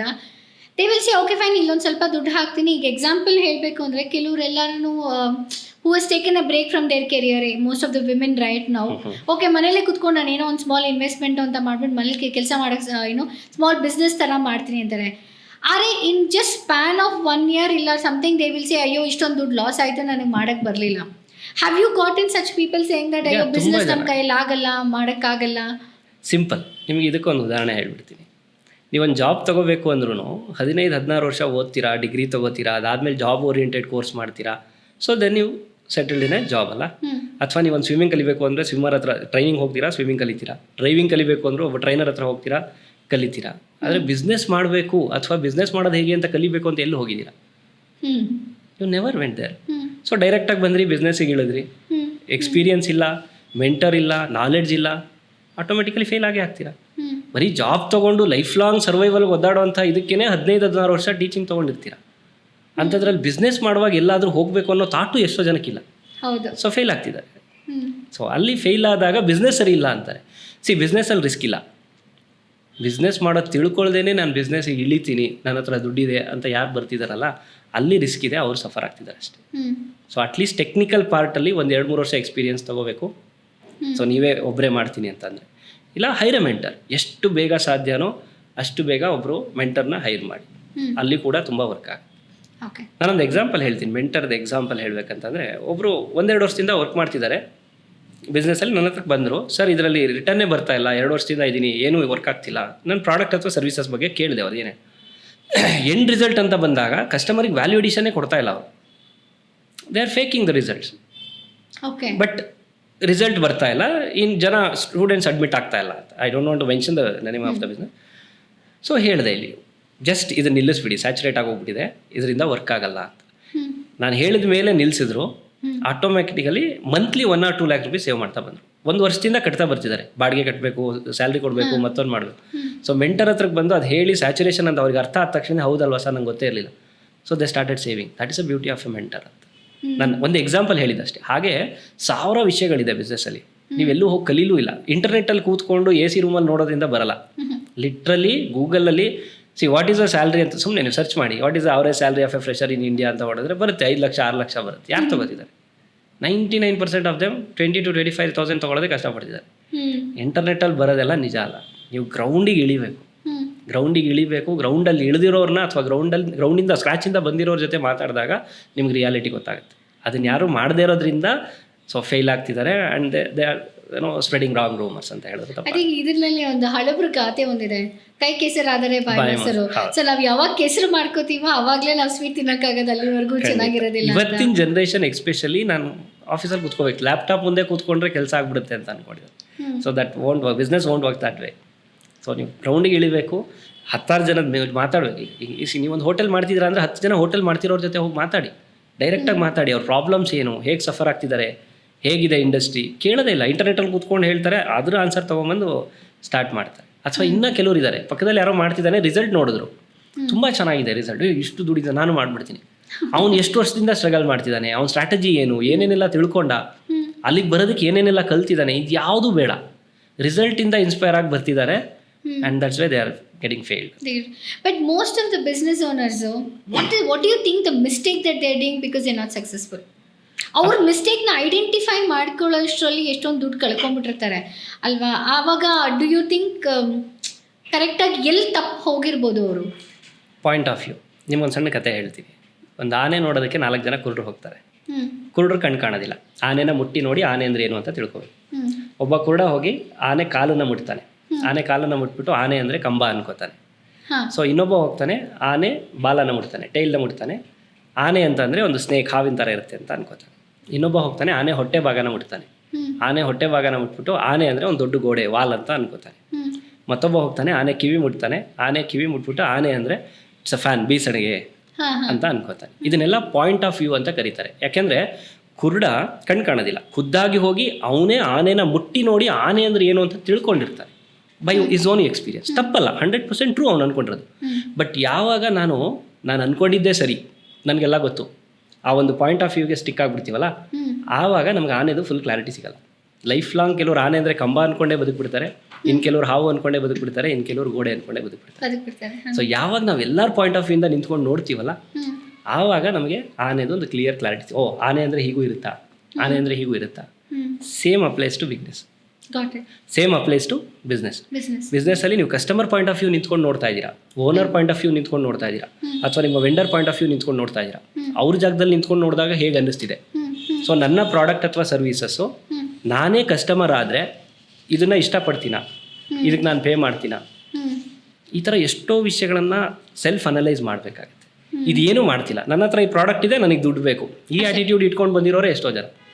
So that's why they are getting fail. ಇವಾಗ ತುಂಬ ಜನ ನೋಡ್ತೀವಿ ಇನ್ಸ್ಟಾಗ್ರಾಮ್ನಲ್ಲಿ, ಓಕೆ ಮನೇಲಿ ಕೂತಿರ್ತಾರೆ, ಓಕೆ ಹಸ್ಬೆಂಡ್ ಒಂದು ಕೆಲಸ ಮಾಡ್ತೀನಿ, ಒಂದು 50,000 ಕೊಡ್ತೀನಿ, ಒಂದಷ್ಟು ಪ್ರಾಡಕ್ಟ್ಸ್ ತೊಗೊಂಬಂದು ಹಾಕೋ, ಇಲ್ಲ ಸಾರಿ ತೊಗೊಂಬ, ಇಲ್ಲ ಬಿಸ್ನೆಸ್ ಪ್ರಾಡಕ್ಟ್ ಹಾಕೋ, ಬ್ಯೂಟಿ ಪ್ರಾಡಕ್ಟ್ಸ್ ಹಾಕೋ, ಇನ್ಸ್ಟಾಗ್ರಾಮ್ನಲ್ಲಿ 1-2 ರೀಲ್ಸ್ ಮಾಡು, ಹೋಗುತ್ತೆ, ದೆನ್ ಸೆಲ್ ಇಟ್.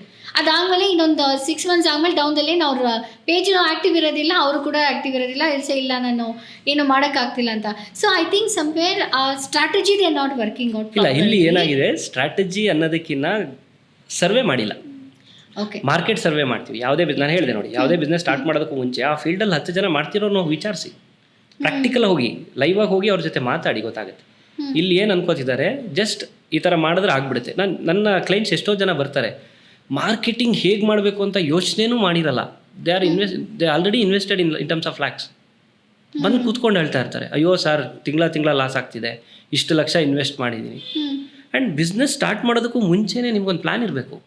ನಾನು ಮಾರ್ಕೆಟಿಂಗ್ ಹೇಗೆ ಮಾಡಬೇಕು, ಜಾಸ್ತಿ ಜನ ಕಸ್ಟಮರ್ಸ್ ಹೇಗೆ ಬರ್ತಾರೆ, ಅಥವಾ ನನ್ನ ಪ್ರಾಡಕ್ಟನ್ನೇ ಯಾಕೆ ತೊಗೋಬೇಕು, what is a uniqueness in your product, ಅಥವಾ ಎಂಟ್ರಿ ಬ್ಯಾರಿಯರ್ನ ಹೇಗೆ ಹೊಡೆದಾಕ್ತೀರಾ ನೀವು.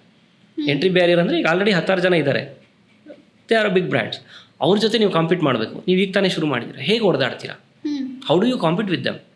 ಈ ಥರ ತುಂಬ ವಿಷಯಗಳಿದೆ ಮಾರ್ಕೆಟಲ್ಲಿ ಅಥವಾ ಒಂದು ಬಿಸ್ನೆಸ್ಸಲ್ಲಿ. ಅದೇನು ಸ್ಟಡಿನೇ ಮಾಡಿಲ್ಲ, ಅವ್ನು ಮಾಡ್ತಿದ್ದಾನೆ, ನಾನು ಮಾಡ್ತಿದ್ದೀನಿ. So that's why most of the business owners are getting failed. But ಇದೊಂದು ಏನಂದರೆ ಕೆಲವ್ರು ಏನು ಮಾಡ್ತಾರೆ, ಮಾರ್ಕೆಟ್ ಇಸ್ ಟು ಹೆವಿ. ಈಗ ಎಕ್ಸಾಂಪಲ್ ಕಾಂಪಿಟೇಟರ್ಸ್ ಜಾಸ್ತಿ ಇರ್ತಾರೆ. ಹೋಟೆಲ್ ಇಂಡಸ್ಟ್ರಿನೇ ತೊಗೊಳ್ಳಲ್ಲ, ಒಂದೊಂದು ಗಲ್ಲಿನಲ್ಲೂ ಕಡಿಮೆ ಅಂದರೂ ಒಂದು 2-3 ಫಾಸ್ಟ್ ಫುಡ್ ಅಂತೂ ಇದ್ದೇ ಇರುತ್ತೆ. Somebody who wants to say okay fine ನನಗೊಂದು ಫುಡ್ ಇಂಡಸ್ಟ್ರಿಗೆ ಬರಬೇಕು ಅಂದಾಗ few of them will hesitate, ಗಲ್ಲಿಗೂ ಇಷ್ಟೊಂದಿದೆ, ನಾನು ನಿಜವಾಗ್ಲೂ ಫುಡ್ ಇಂಡಸ್ಟ್ರಿ ಮಾಡಬೇಕಾ ಅನ್ನೋದು. ಇಲ್ಲಿ ಏನಾಗುತ್ತೆ, ಯೂನಿಕ್ನೆಸ್ ಕಾಂಪಿಟೇಷನ್ ಅನ್ನೋದು ಯಾವಾಗ ಬರುತ್ತೆ, when there is no uniqueness in your business. ಅಂದರೆ ಕಸ್ಟಮರ್ಸ್ ಬಂದು ನಿಮ್ಮ ಪ್ರಾಡಕ್ಟ್ ಅಥವಾ ಸರ್ವಿಸಸ್ನ ಯಾಕೆ ತಗೋಬೇಕು, ಅದಕ್ಕೇನು ಉತ್ತರ ಹೇಳ್ತೀರಾ. ಸೊ ನಿಮ್ಮ ಹತ್ರ ಆನ್ಸರ್ ಇಲ್ಲ, you are not unique, you will struggle with competition. When you have uniqueness, definitely competition doesn't matter. ಆ ಯೂನಿಕ್ನೆಸ್ನ ಹೇಗೆ ಡಿಫೈನ್ ಮಾಡಬೇಕು ಅನ್ನೋದು ಎಷ್ಟೋ ಜನ ಗೊತ್ತಿಲ್ಲ. ಮಾಡಬೇಕು ಅನ್ನೋದೇ ಗೊತ್ತಿಲ್ಲ, ಇನ್ನು ಮಾಡೋದಕ್ಕೆ ಎಲ್ಲಿ ಬರುತ್ತೆ. Correct. So they will put they step back, ಬೇಡ ಸುಮ್ಮನೆ ರಿಸ್ಕ್, ಕಾಂಪಿಟೇಷನ್ನು ಜಾಸ್ತಿ, ದುಡ್ಡು ಬರ್ತಾ ಇಲ್ಲ, ಅವ್ರಿಗೆ ಬಿಸ್ನೆಸ್ ಮಾಡೋದಕ್ಕೆ ಗೊತ್ತಿಲ್ಲ ಅನ್ನೋದು ಸತ್ಯ. ಬಿಟ್ಟರೆ ಕಾಂಪಿಟೇಷನ್ನು ಅಥವಾ ಬಿಸ್ನೆಸ್ಸಲ್ಲಿ ದುಡ್ಡಿಲ್ಲ ಅನ್ನೋದೆಲ್ಲ ಸುಳ್ಳು. ಓಕೆ. ಸೊ ಐಡಲಿ ನೀವು ಏನು ಹೇಳ್ತಿದ್ದೀರ ಅಂದರೆ ಯಾರು ಬೇಕಾದರೂ ಬಿಸ್ನೆಸ್ ಮಾಡ್ಬೋದು, ಆ ಕರೆಕ್ಟ್ ಫ್ರೇಮ್ ವರ್ಕ್ ಇತ್ತು ಅಂತ ಅಂದಾಗ then you can see the success there. Framework ಇರಬೇಕು. This is something which you have experienced in the past. Failure started off in diploma ಆದ್ಮೇಲೆ then worked in company small, understood the complete groundwork, then engineering, MNC.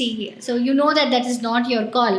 So that is how when you started off, I think this journey itself says the complete framework is very very important to any business. ಖಂಡಿತ. ನಾನೇ business start ಮಾಡಿದಾಗ ನಮಗೂ mentor ಇಲ್ಲ. ನನಗೆ mentor hire ಮಾಡಬೇಕು ಅನ್ನೋದು until corona ನನಗೆ ಗೊತ್ತೇ ಇಲ್ಲ.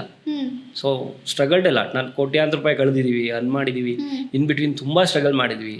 ಇಲ್ಲಿವರೆಗೂ ಬಂದಿರೋದಕ್ಕೆ ಕಾರಣ ನಿಲ್ಲಬೇಕು, ನೆವರ್ ಗಿವ್ ಅಪ್ ಆ್ಯಟಿಟ್ಯೂಡ್ ಒಂದಿತ್ತು. ಇದು ಮಾಡಬೇಕು ಅಂತ, ಇದು ಮಾಡಲೇಬೇಕು ಅನ್ನೋಂಥ ಒಂದು ಬಂಡ ಧೈರ್ಯ ಇತ್ತು, ಅದರಿಂದ ಬಂದ್ವಿ. ಬಟ್ ಇವತ್ತು ಹಿಂದೆ ತಿರುಗಿ ನೋಡಿದ್ರೆ, ನಾನು ಆ ಏಜಲ್ಲೇ ಮೆಂಟರ್ ಹೈರ್ ಮಾಡಿದ್ದಿದ್ರೆ ಅಥವಾ ರೆಗ್ಯುಲರಾಗಿ ಅಪ್ಗ್ರೇಡ್ ಆಗಿದ್ದಿದ್ರೆ ನಾನು ಕಲಿಯೋದಕ್ಕೂ ದುಡ್ಡು ಹಾಕ್ತಿರ್ಲಿಲ್ಲ. ಕರೋನಾ ಬಂದಾಗ ನಾನು ಹೇಳಿದ್ನಲ್ಲ, ಎಷ್ಟೊಂದು ಜನ ಕೋಚ್ಗಳು ಬಂದರು, ಐ ಸ್ಟಾರ್ಟೆಡ್ ಲರ್ನಿಂಗ್ ದೇರ್. ಆವಾಗ ಶುರು ಕಲ್ತ್ರೆ ತುಂಬ ಇದೆ, ತಿಳ್ಕೊಳ್ಳೋದು ತುಂಬ ಇದೆ ಬಿಸ್ನೆಸ್ಸಲ್ಲಿ, ಅಲ್ಲಿಂದ ಶುರು ಮಾಡಿದ್ದು. ಸೊ ಇವತ್ತಿಗೆ ಒಂದು ಬಿಸ್ನೆಸ್ ಕ್ಲಿನಿಕ್ ರನ್ ಮಾಡ್ತಾ ಇದ್ದೀವಿ. ಸೊ ಬಿಸ್ನೆಸ್ ಕ್ಲಿನಿಕ್ ಅಂದರೆ ಬೇಸಿಕಲಿ ನಿಮ್ಮ ಬಿಸ್ನೆಸ್ಸಲ್ಲಿ ಏನೇ ಪ್ರಾಬ್ಲಮ್ ಇರಲಿ ನಮ್ಮ ಹತ್ರಕ್ಕೆ ಬಂದು ಸಾಲ್ವ್ ಮಾಡ್ತೀವಿ ಅಂತ. Very nice, I like the name business clinic ಅಂತನಾ. ಎಕ್ಸಾಂಪಲ್, ಈಗ ನಿಮಗೆ ಹುಷಾರಿಲ್ಲ ಅಂದರೆ ಹಾಸ್ಪಿಟ್ಲಿಗೆ ಹೋಗ್ತೀರಾ, ಹೌದು, ಟ್ರೀಟ್ಮೆಂಟ್ ತೊಗೋತೀರಾ, ಹುಷಾರು ಮಾಡ್ಕೋತೀರಾ. ಹಾಗೆ ನಿಮ್ಮ ಬಿಸ್ನೆಸ್ಸಲ್ಲಿ ಏನಾದ್ರು ಪ್ರಾಬ್ಲಮ್ ಇದ್ದರೆ ಯಾರ ಹತ್ರಕ್ಕೆ ಹೋಗ್ತೀರಾ. So that's where we come into picture. ನಿಮ್ಮ ಬಿಸ್ನೆಸ್ಸಲ್ಲಿ ಸೇಲ್ಸ್ ಚೆನ್ನಾಗಿ ಆಗ್ತಿಲ್ಲ, ಮಾರ್ಕೆಟಿಂಗ್ ಗೊತ್ತಿಲ್ಲ, ಬ್ರ್ಯಾಂಡಿಂಗ್ ಮಾಡೋಕ್ಕೆ ಬರ್ತಿಲ್ಲ, ಒಳ್ಳೆ ಟೀಮ್ ಸಿಗ್ತಾ ಇಲ್ಲ, ಅಥವಾ ಡಿಪೆಂಡೆನ್ಸಿ ಇದೆ, ನಿಮ್ಮನ್ನು ಬಿಟ್ಟರೆ ಬಿಸ್ನೆಸ್ಸೇ ನಡೀತಿಲ್ಲ, ಏನೇ ಪ್ರಾಬ್ಲಮ್ ಇರಲಿ ನಮ್ಮ ಹತ್ರಕ್ಕೆ ಬನ್ನಿ. ನಾವು ಹೇಳ್ಕೊಡೋದಲ್ಲ, ನಾವು ನಿಮಗೋಸ್ಕರ ವರ್ಕ್ ಮಾಡಿ ಸಾಲ್ವ್ ಮಾಡ್ಕೊಡ್ತೀವಿ. It's a ready solutions for you ಅಂತ. ಸೊ ಇದನ್ನು ಯಾಕೆ ಸ್ಟಾರ್ಟ್ ಮಾಡಿದ್ವಿ ಅಂದರೆ ಹೇಳಿದಲ್ಲ, ಕರೋನಾ ಟೈಮಲ್ಲಿ ಎಲ್ಲ ಹೇಳ್ಕೊಡೋರು ತುಂಬ ಜನ ಇದ್ದಾರೆ. So it's very easy to teach, but ಪ್ರಾಕ್ಟಿಕಲಾಗಿ ಗ್ರೌಂಡಿಗೆ ಬಂದು ವರ್ಕ್ ಮಾಡೋದಿದೆಯಲ್ಲ, ಇಟ್ ಟೇಕ್ಸ್ ಎಫರ್ಟ್. ಇಲ್ಲಿ ಯಾರೂ ಮಾಡ್ತಾ ಇಲ್ಲ. ಸೊ ನಾವು ಯಾಕೆ ಯೂನಿಕ್ ಹೇಳಿದೆ ನೋಡಿ, ನಿಮ್ಮ ಬಿಸ್ನೆಸ್ಸಲ್ಲಿ ಯೂನಿಕ್ನೆಸ್ ಇರಬೇಕು ಅಂತ. Why we are unique? So we don't say you, ಅಥವಾ ನಾನು ನಿಮಗೆ ಹೇಳೋದಿಲ್ಲ, ನಾನು ಮಾಡಿ ತೋರಿಸ್ತೀನಿ, ರಿಸಲ್ಟ್ ಕೊಡ್ತೀನಿ. So that's our uniqueness comes in. And also upgrading the skill is also very important. Regular ಆಗಿ ಯಾಕೆಂದರೆ ಇವತ್ತು ಎಷ್ಟು AI ಟೂಲ್ಸ್ಗಳು ಬಂದಿದೆ. ಇವತ್ತು ಕಂಟೆಂಟ್ ರೈಟರ್ ಬೇಡ, ಟೈಪ್ ರೈಟರ್ ಬೇಡ, ಅಥವಾ ಎಷ್ಟೋ ಟಾಸ್ಕ್ಗಳು, ಈವನ್ ಮೆಕ್ಯಾನಿಕಲ್ ಇಂಜಿನಿಯರಿಂಗ್ ಆಗಲಿ, ಕೋಡಿಂಗ್ ಆಗಲಿ, ಇಲ್ಲಿ ಯಾರೂ ಎಂಜಿನಿಯರ್ಸೇ ಬೇಡ, AI ಟೂಲ್ಸ್ ಎಲ್ಲ ಮಾಡ್ತಿದೆ.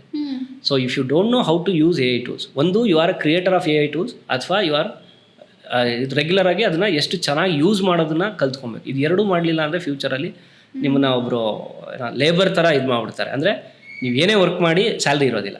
ನೀವು ಎರಡನ್ನ ಇವತ್ತಿಂದ ಯಾರು ಚೆನ್ನಾಗಿ ಅಡಾಪ್ಟ್, ಒಂದು ಯೂಸ್ ಮಾಡಿ ಅಥವಾ ಕ್ರಿಯೇಟ್ ಮಾಡಿ, ಇದರಲ್ಲಿ ತುಂಬ ಗ್ರೋತ್ ಇದೆ ಅಂತ. And the beauty is those who want to start their business. ಈ ಮಿಡ್ ಕೇರಿಯಲ್ಲಿ ಇರೋರು, ನಾನು ಹೊಸದಾಗಿ ಏನಾದ್ರು ಮಾಡಬೇಕು ಅಂದಿನಿ, ನೀವು ಇನ್ವೆಸ್ಟ್ ಮಾಡೋ ಅವಶ್ಯಕತೆ ಇಲ್ಲ. ಇವತ್ತು 1000 ಸ್ಮಾಲ್ ಸ್ಕೇಲ್ ಇಂಡಸ್ಟ್ರೀಸ್ ಇದೆ. ಇಲ್ಲಿ ಯಾರಿಗೂ ಟೆಕ್ನಾಲಜಿ ಗೊತ್ತಿಲ್ಲ, ಅಥವಾ ಎಜುಕೇಷನ್ ಸ್ವಲ್ಪ ಕಡಿಮೆ ಇದೆ. You just go and support them, you can earn in terms of lakhs and crores. ಹೊಸದಾಗಿ ನೀವೊಂದು ಸುಮ್ಮನೆ ಒಂದು ಕಿರಾಣ ಅಂಗಡಿ ಇಡ್ತೀನಿ ಅಂದರು, ಒಂದು ಸ್ಟೋರ್ ಇಡ್ತೀನಿ ಅಂದ್ರೂ 5-10 ಲಕ್ಷ ಇನ್ವೆಸ್ಟ್ ಮಾಡಬೇಕು. But if you work for a small scale industry, ಅವ್ರಿಗೆ ರಿಸಲ್ಟ್ ಪ್ರೊಡ್ಯೂಸ್ ಮಾಡ್ತೀನಿ ಅಂದರೆ you need not worry about investing a single rupee. ನಾನು ಹೇಳಿದೆ ನೋಡಿ, ಇನ್ವೆಸ್ಟ್ಮೆಂಟ್ ಫ್ರೀ ಬಿಸ್ನೆಸ್ ಹೇಗೆ ಅಂತ. ಅಲ್ಲೇನೋ ಪ್ರಾಬ್ಲಮ್ ಫೇಸ್ ಮಾಡ್ತಿದ್ದಾರೆ, ಹೋಗಿ ಆ ಪ್ರಾಬ್ಲಮ್ನ ತಿಳ್ಕೊಳ್ಳಿ, ರೂಟ್ ಕಾಸ್ ಕಂಡುಹಿಡೀರಿ, ಅದಕ್ಕೊಂದು ಸೊಲ್ಯೂಷನ್ ಕ್ರಿಯೇಟ್ ಮಾಡಿ ರಿಸಲ್ಟ್ ಕೊಡಿ. ಇಲ್ಲಿ ನೀವು ಕಳ್ಕೊಳ್ಳೋದೇನೂ ಇಲ್ಲ, you are just working, you are giving your time and experience ನಿಮಗೆ ಸಿಗುತ್ತೆ. ನೀವೇ ಬಿಸ್ನೆಸ್ ಸ್ಟಾರ್ಟ್ ಮಾಡಿದ್ರು ನೀವು 10-20 ಲಕ್ಷ ಇನ್ವೆಸ್ಟ್ ಮಾಡಿ ಕಳ್ಕೊಂಡಿರ್ತೀರಾ. ಬಟ್ ಇಲ್ಲಿ ಇನ್ವೆಸ್ಟ್ ಮಾಡೋದೇನಿಲ್ಲ, ವರ್ಕ್ ಮಾಡಿ, ಒಂದು ಫ್ರೀಯಾಗಿ ಎಕ್ಸ್ಪೀರಿಯನ್ಸು ಸಿಗುತ್ತೆ, ನೀವು ಚೆನ್ನಾಗಿ ರಿಸಲ್ಟ್ಸ್ ಕೊಟ್ಟರೆ you are a readymade partner. So that's how you can start your own business. First ಈ ಕೆಲಸ ಮಾಡಿ, ಡೈರೆಕ್ಟಾಗಿ ಬಿಸ್ನೆಸ್ಸಿಗೆ ಹೋಗಬೇಡಿ if you don't have any technical experience in that particular field. ಯಾಕೆಂದರೆ ಟೆಕ್ನಿಕಲ್ಲಿ ನೀವು ಸ್ಟ್ರಾಂಗ್ ಇದ್ದರೆ ಮಾತ್ರ ಆ ಫೀಲ್ಡಿಗೆ ಬರಬೇಕು. ಟೆಕ್ನಿಕಲ್ ಇದ್ದರೆ ನಾನು ಎಕ್ಸ್ಪ್ಲೈನ್ ಮಾಡಿದೆ ಆವಾಗಲೇ. ಸೊ ನೀವು ಹಾಸ್ಪಿಟಲ್ ಓಪನ್ ಮಾಡ್ತೀರಾ ಅಂತ ಅಂದರೆ you should be a great doctor, ಅಥವಾ ನೀವು ಒಂದು ಹೋಟೆಲ್ ಇದು ಮಾಡ್ತೀರಾ ಅಂದರೆ you should be a great cook, ಅಥವಾ ಆ ಇಂಡಸ್ಟ್ರಿನಲ್ಲಿ ಆಪ್ರೇಷನ್ಸ್ಗಳೆಲ್ಲ ಸರಿಯಾಗಿ ತಿಳ್ಕೊಂಡಿರ್ಬೇಕು. ಇದು ಒಂದು ಪಾರ್ಟ್. ಅಂದರೆ ಅದಕ್ಕೆಲ್ಲ ಟೈಮ್ ಬೇಕು, 2-3 ವರ್ಷ 4-5 ವರ್ಷ ಎಕ್ಸ್ಪೀರಿಯನ್ಸ್ ಬೇಕು. ಬಟ್ ಆಲ್ರೆಡಿ ಟೆಕ್ನಿಕಲಿ ಸ್ಟ್ರಾಂಗ್ ಇರೋರು ತುಂಬ ಜನ ಇದ್ದಾರೆ, ಅವ್ರ ಜೊತೆ ವರ್ಕ್ ಮಾಡಿ, ಮ್ಯಾನೇಜರಿಯಲ್ ಮತ್ತು ಆಂಟ್ರಪ್ರಿನರ್ ಪಾರ್ಟಲ್ಲಿ ಸಪೋರ್ಟ್ ಮಾಡಿ. You can start your immediate business without investing a single rupee. ಅಲ್ಲೇನಾದರೂ ಸ್ಕೇಲ್ ಮಾಡೋದಕ್ಕೆ, ಬಿಸ್ನೆಸ್ನ ದೊಡ್ಡದಾಗಿ ಬೆಳೆಸೋದಕ್ಕೆ, ಅಥವಾ ಅವ್ರಿಗೆ ಮಾರ್ಕೆಟಿಂಗ್ ಫಂಡ್ ಇಲ್ಲ, ಅಲ್ಲಿ ಬೇಕಾದರೆ ಇನ್ವೆಸ್ಟ್ ಮಾಡಿ, ರಿಸಲ್ಟ್ ತಂದುಕೊಡಿ. Automatically you can become a readymade partner for an existing business and you can earn in terms of lakhs and crores. Very true. So rightly said. Ekendre unless and until we don't business start ಮಾಡಬೇಕು ಅಂದರೆ okay fine, ಇವಾಗ ನನ್ನ ಹತ್ರ ದುಡ್ಡಿದೆ, ನಾಳೆ invest ಮಾಡ್ತೀನಿ, start ಮಾಡೋಣ ಅನ್ನೋ ಥರ ಇಲ್ಲ.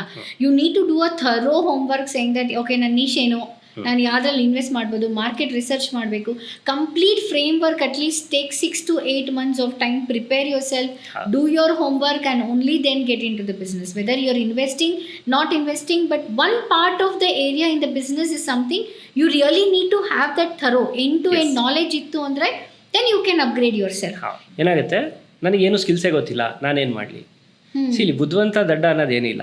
ನೀವು ಯಾವುದಕ್ಕೆ ಜಾಸ್ತಿ ಸಮಯ ಕೊಡ್ತೀರಾ ಅದರಲ್ಲಿ ಬುದ್ಧಿವಂತರಾಗಿರ್ತೀರ. ನೀವು ಡ್ರೈವಿಂಗಿಗೆ ಜಾಸ್ತಿ ಸಮಯ ಕೊಟ್ಟರೆ ಒಳ್ಳೆ ಡ್ರೈವರ್ ಆಗಿರ್ತೀರ, ಅಥವಾ ನೀವು ಓದೋದಕ್ಕೆ ಜಾಸ್ತಿ ಸಮಯ ಕೊಟ್ಟರೆ ಒಳ್ಳೆ ರ್ಯಾಂಕ್ ತೆಗಿತೀರ, ಸ್ವಿಮ್ಮಿಂಗ್ ಜಾಸ್ತಿ ಸಮಯ ಕೊಟ್ಟರೆ ಒಳ್ಳೆ ಸ್ವಿಮ್ಮರ್ ಆಗಿರ್ತೀರ. ಹಾಗೆ ಒಂದು ಪರ್ಟಿಕ್ಯುಲರ್ ಪ್ರಾಬ್ಲಮ್ಗೆ ಅಥವಾ ಒಂದು ಪರ್ಟಿಕ್ಯುಲರ್ ಟಾಸ್ಕಿಗೆ ನೀವು ಎಷ್ಟು ಜಾಸ್ತಿ ಸಮಯ ಕೊಡ್ತೀರಾ ಅದರಲ್ಲಿ ನೀವು ಎಷ್ಟು ಬುದ್ಧಿವಂತರಾಗಿರ್ತೀರಾ ಅನ್ನೋದು ನಿರ್ಧಾರ ಆಗಿರುತ್ತೆ. So I am sure you must have met thousands of people who are entrepreneurs, struggling entrepreneurs. ನನಗೇನು ಮಾಡಬೇಕು ಅಂತ ಗೊತ್ತಾಗ್ತಿಲ್ಲ. Are so many of them who actually loss their jobs and say okay fine, ನನಗೆ ಏನೋ ಒಂದು ಸೆಕೆಂಡ್ ಇನ್ಕಮ್ ಬೇಕು ಇವಾಗ ಅಂಥವ್ರು ಎಷ್ಟೊಂದು ಜನನ ನೀವು ಮಾತಾಡ್ಸಿರ್ತೀರ. One small story where you have seen okay, this person was at this stage right now and I see him successful. What satisfaction has that given to you? What is your success today? ನನಗೆ ಚಿಕ್ಕದ್ರಿಂದನೂ ಒಂದು attitude ಇತ್ತು, ನಾನು ಬದುಕಿದ್ರೆ ಹೀಗೆ ಬದುಕಬೇಕು, ಇಲ್ಲ ಅಂದರೆ ನನಗೆ ಆ ಬದುಕೇ ಬೇಡ ಅಂತ. ಒಂದು ಎಕ್ಸಾಂಪಲ್ ಹೇಳ್ತೀನಿ. ಮನೇಲಿ ಎಲ್ಲರೂ ಬೈಕಲ್ಲಿ ಬರೋರು ಕಾಲೇಜಿಗೆ ಹೋಗುವ, ಡಿಪ್ಲೊಮಾ. ನಮ್ಮಪ್ಪ ಅಂದರೆ ಚೆನ್ನಾಗಿ ಸಾಕಿದ್ರು, 4 ಜನ ಮಕ್ಕಳು, ಬೈಕು ಕಾರು ಅದೆಲ್ಲ ಇರಲಿಲ್ಲ. ನಮ್ಮ ಬ್ರದರ್ ಇಲ್ಲ ಒಬ್ಬರಿದ್ರು, ಅವ್ರು ಕೇಳ್ತಿದ್ದೆ, ನಾವು ಯಾವಾಗ ಹಿಂಗೆ ಹೋಗೋದು ಬೈಕಲ್ಲಿ?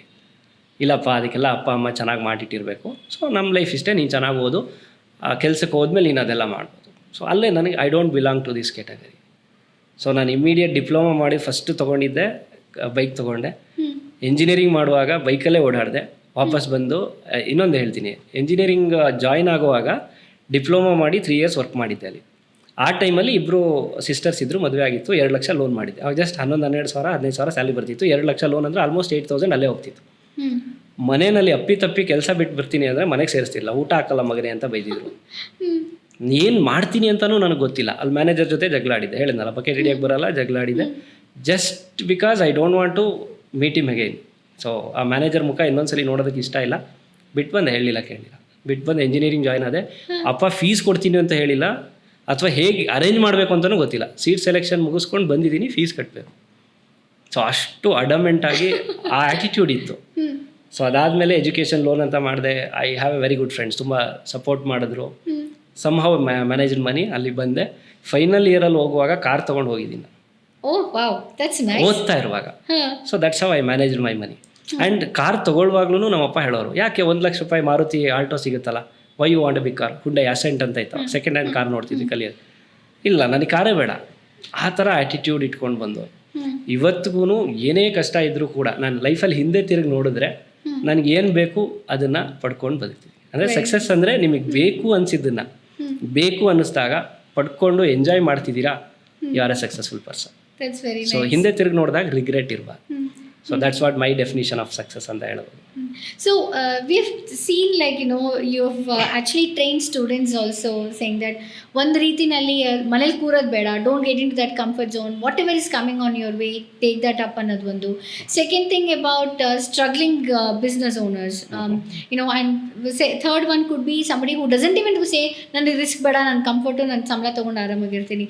What is the message together that you can give to all these people, you know, who's watching this show today? ನೀವು ಏನು ಲೈಫ್ ಲೀಡ್ ಮಾಡ್ತಾ ಇದ್ದೀರಾ ತಪ್ಪೇನಿಲ್ಲ.